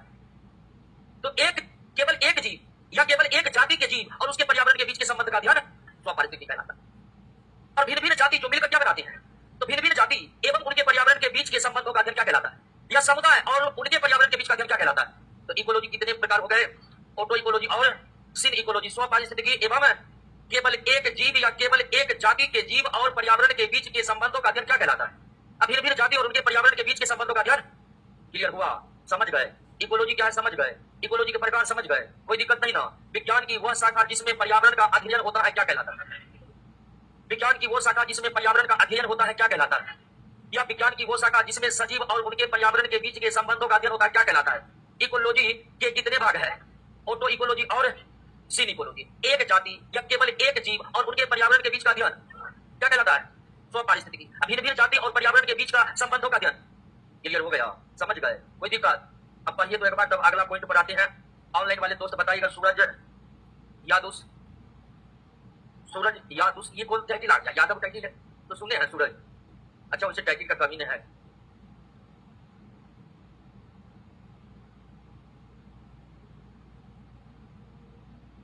हिमांशु शर्मा,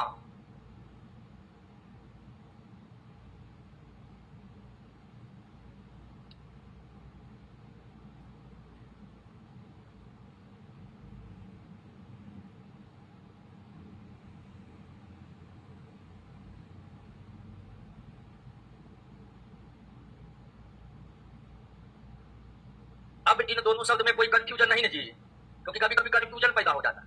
हम समझ लेते जो पर्यावरण है वही पारिस्थितिकी है, ऐसा बिल्कुल भी। सब कुछ मिलकर पृथ्वी पर जितने सजीव और जितने निर्जीव है सब मिलकर क्या कहलाते हैं? और पर्यावरण का अध्ययन विज्ञान की जिस शाखा में होगा उसका नाम है। तो पारिस्थितिकी विज्ञान की शाखा है, लेकिन पर्यावरण विज्ञान की शाखा नहीं है। पारिस्थितिकी विज्ञान की वो शाखा है जिसमें पर्यावरण के बारे में पढ़ा जाता है। और पर्यावरण क्या है ये हम समझ चुके हैं। पर्यावरण इक्वल टू सजीव प्लस निर्जीव। हर सजीव पर्यावरण का हिस्सा है और हर निर्जीव पर्यावरण का हिस्सा है। सजीव और निर्जीव मिलकर ही बनाते हैं पर्यावरण। और पर्यावरण का अध्ययन विज्ञान की जिस शाखा में होगा, तो पर्यावरण और पारिस्थितिकी के बीच के अंतर को आप समझ गए होंगे। अब पारिस्थितिकी कितने प्रकार के? दो।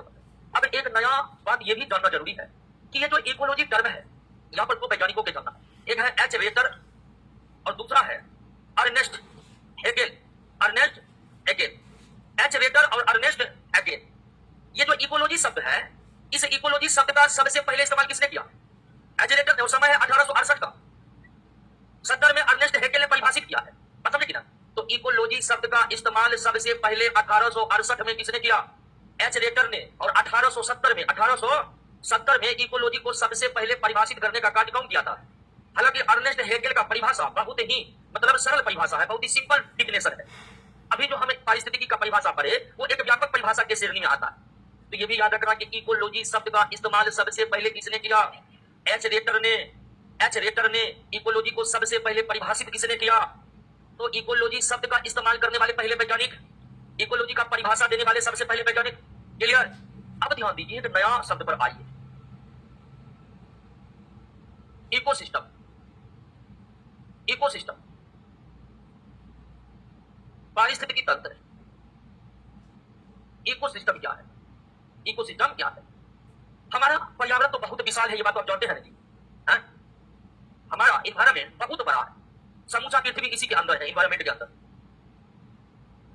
तो पर्यावरण की रचनात्मक और क्रियात्मक इकाई को, रचनात्मक और क्रियात्मक इकाई को क्या कहते हैं? पारिस्थितिकी तंत्र। जिस तरह मानव शरीर का रचनात्मक और क्रियात्मक इकाई क्या है? सेल है ना जी। जिस तरह मानव शरीर का रचनात्मक और क्रियात्मक इकाई है सेल, ठीक उसी तरह पर्यावरण की रचनात्मक और क्रियात्मक इकाई को इको सिस्टम कहते हैं। जिस तरह सेल मिलकर हमारा शरीर बनाता है, उसी तरह सारा इकोसिस्टम मिलकर पर्यावरण बनाता है। बात समझिए? यानी कि अगर पर्यावरण आपका बंगला है, मानकर चलिए कि पर्यावरण आपका बंगला है, तो उस बंगले का हर एक रूम क्या होगा? इकोसिस्टम। मानकर चले कि पर्यावरण हमारा बंगला के समान है, तो बंगले का प्रत्येक कमरा क्या होगा? इकोसिस्टम होगा। पर्यावरण की रचनात्मक और क्रियात्मक इकाई को क्या कहते हैं? पर्यावरण के रचनात्मक और क्रियात्मक इकाई को क्या कहते हैं? इकोसिस्टम। और इकोसिस्टम के बारे में हम इसलिए पढ़ते हैं कि विशाल पर्यावरण को एक साथ पढ़ना संभव, तो इसलिए हम पर्यावरण का बंटवारा करते हैं किसमें? इकोसिस्टम में। और जब पर्यावरण का बंटवारा इकोसिस्टम में कर देते हैं तो पर्यावरण टुकड़ों में बंट जाता है और फिर उसका पढ़ना हमारे लिए आसान हो जाता है। तो जीव वैज्ञानिकों ने इकोसिस्टम का कॉन्सेप्ट इसलिए लाए कि पर्यावरण के बारे में पढ़ना आसान हो जाए, नहीं तो इतना विशाल है पर्यावरण कि उसको पढ़ना हमारे लिए बहुत जटिल हो जाता। बस समझे कि नहीं समझे? इसलिए पर्यावरण को वैज्ञानिकों ने टुकड़ों टुकड़ों में विभाजित कर दिया और हर एक टुकड़ा क्या कहलाया? इकोसिस्टम कहलाया। जितना भी इकोसिस्टम है सब मिलकर क्या बन जाएगा? पर्यावरण बन जाएगा। तो पर्यावरण की रचनात्मक और क्रियात्मक इकाई को क्या कहते हैं? इकोसिस्टम कहते हैं। और यह इकोसिस्टम शब्द को लाए थे एजी टॉन्सले ने। किसने? एजी टॉन्सले ने। एजी या ऑथर जॉर्ज टॉन्सले ने इस पारिस्थितिकी तंत्र का सबसे पहले इस्तेमाल किया था। इकोसिस्टम टर्म देने वाले जीव वैज्ञानिक कौन थे? टेंसले थे। क्यों थे? टेंसले थे। इकोसिस्टम शब्द देने वाले वैज्ञानिक कौन थे? क्लियर हो गया था? कोई दिक्कत? तो इकोसिस्टम भी समझ गए। अब ध्यान दीजिए कि इस पृथ्वी पर जितने भी इकोसिस्टम है, जिसको हम हिंदी में पारिस्थितिकी तंत्र कहते हैं, या और छोटा शब्द इस्तेमाल करें तो सीधा इस्तेमाल कर सकते हैं परितंत्र। पारिस्थितिकी तंत्र बोलिए या परितंत्र बोलिए, बात इक्वल टू है। तो जितने भी इकोसिस्टम है वो सारे इकोसिस्टम के तीन मेन लक्षण हैं। हर इकोसिस्टम में तीन प्रमुख विशेषताएं पाई जाती हैं। तीन प्रमुख। कौन कौन विशेषताएं? तो पहला विशेषता है कि हर पारिस्थितिकी तंत्र कैसा तंत्र है? खुला तंत्र। जितने भी पारिस्थितिकी तंत्र है वो बंद नहीं है बल्कि खुला तंत्र है। अर्थात हर पारिस्थितिकी तंत्र के भीतर ऊर्जा प्रवेश करता है और हर पारिस्थितिकी तंत्र से ऊर्जा बाहर भी निकलता है। हर पारिस्थितिकी तंत्र में जंतु शामिल हो सकते हैं और हर पारिस्थितिकी तंत्र से जंतु बाहर निकल सकते हैं। कोई बैरियर नहीं लगा हुआ है किसी एक पारिस्थितिकी तंत्र पर कि उसे कोई बाहर नहीं होगा, उसके कोई अंदर नहीं जाएगा। पारिस्थितिकी तंत्र कैसा तंत्र है? क्या पारिस्थितिकी तंत्र बंद तंत्र है? नहीं, खुला तंत्र है। खुला। जैसे कि घास स्थल जंगल एक पारिस्थितिकी तंत्र है, तो जंगल खुला है कि बंद? खुला है। अब आप कोई कहेगा हम बाउंड्री लगाकर घेर देंगे तो फिर भी उसमें रास्ता रहेगा कि बंद रहेगा? तो फिर भी वो खुलेगा जी। तो पारिस्थितिकी तंत्र एक खुला तंत्र है। पारिस्थितिकी तंत्र एक खुला तंत्र है। पहली विशेषता, बंद नहीं है। हर एक पारिस्थितिकी तंत्र में ऊर्जा भी प्रवेश कर सकता है, कोई सजीव भी प्रवेश कर सकता है, और जो प्रवेश कर सकता है वो उससे बाहर भी निकल सकता है। बाहर निकलने में कोई रोक टोक नहीं है। पारिस्थितिकी तंत्र कैसा तंत्र है? खुला तंत्र। दूसरा कि हर एक पारिस्थितिकी तंत्र को चलने के लिए क्या चाहिए? ऊर्जा का मुख्य स्रोत कौन होता है? सूर्य होता है।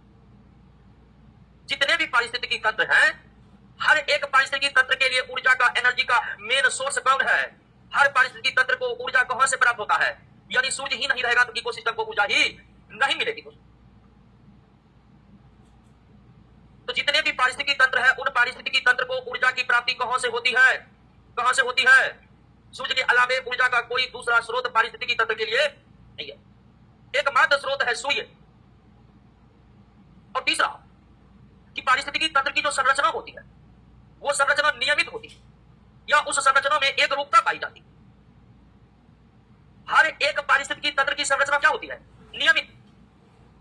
कहने का मतलब यह है कि जितने भी पारिस्थितिकी तंत्र हैं सबकी संरचना एक समान। यह नहीं कि कोई पारिस्थितिकी तंत्र कुछ अलग टाइप का है तो कुछ अलग टाइप का, बिल्कुल नहीं। हर पारिस्थितिकी तंत्र की संरचना क्या रहती है? नियमित होती है। या हर पारिस्थितिकी तंत्र की संरचना में क्या पाया जाता है? एक रूपता पाया जाता है। एक रूपता।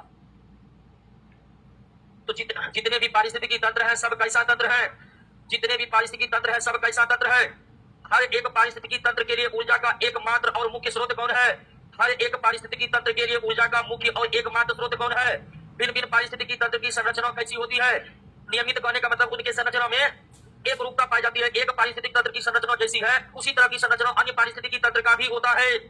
और सीधी सी बात है कि हर पारिस्थितिकी तंत्र सजीव और निर्जीव से मिलकर बना है, सजीव और निर्जीव से मिलकर बना है। बात समझे? तो प्रत्येक पारिस्थितिकी तंत्र के मुख्य कितने विशेषताएं? पारिस्थितिकी तंत्र क्या है? पारिस्थितिकी तंत्र क्या है?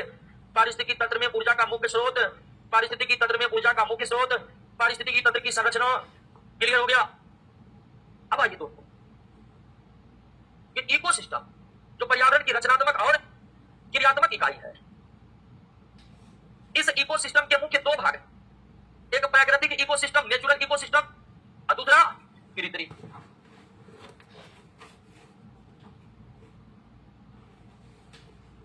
कितने भागों में बांटे? प्राकृतिक और ऐसा पारिस्थितिकी तंत्र जिसको मानव ने अपने हाथों से बनाया है, जिस पारिस्थितिकी तंत्र को मानव ने खुद बनाया है वो क्या है? कृत्रिम। जैसे आपने पोखर खुदवाए तो वो पोखर किस प्रकार का पारिस्थितिकी? नदी। प्राकृतिक। तो पारिस्थितिकी तंत्र को दो भागों में बांटा जाता है, प्राकृतिक और कृत्रिम। कृत्रिम पारिस्थितिकी तंत्र में सबसे पहले आता किसान का खेत, उसके बाद पार्क, तीसरा बगीचा, चौथा एक्वेरियम। एक्वेरियम समझते हैं ना? वही कांच का एक बना होता है जिसके भीतर रंग बिरंगे मछली जो दौड़ते हैं। वैसे एक्वेरियम बड़ा भी हो सकता है और छोटा भी हो सकता है। तो एक्वेरियम यानी कृत्रिम तरीके से जो मछली को रखा जाता है कोई भी जलीय जीव को। तो खेत भी पारिस्थितिकी तंत्र है, पार्क भी पारिस्थितिकी तंत्र है, बगीचा भी पारिस्थितिकी तंत्र है, एक्वेरियम भी पारिस्थितिकी तंत्र है, लेकिन कैसा? आपको याद रखना पड़ेगा कि ये सब किसके अंतर्गत आते हैं? कृत्रिम पारिस्थितिकी तंत्र। अब प्राकृतिक, प्राकृतिक को पुनः दो भागों में बांटा गया। चलिए और स्थलीय पारिस्थितिकी तंत्र। चलिए और स्थलीय पारिस्थितिकी तंत्र। स्थलीय में जैसे आ गया वन, जैसे आ गया घास स्थल, जैसे आ गया मरुस्थल। मरुस्थल समझते हैं जी? वन कैसा पारिस्थितिकी तंत्र है, घास स्थल कैसा पारिस्थितिकी तंत्र, मरुस्थल कैसा पारिस्थितिकी तंत्र। दूसरा कौन हो सकता है? चलिए। चलिए को भी दो भागों में बांटा गया है। चलिए को भी कितना भागों में? दो भागों में बांटा गया है। एक लवण जल और दूसरा मीठा जल। लवण जल और लवण जल में आता है कौन? सागर और महासागर। सागर और महासागर जैसे मृत सागर, ठीक है, लाल सागर, प्रशांत महासागर, ये सब प्राकृतिक पारिस्थितिकी तंत्र में जलीय और जलीय में लवण जल।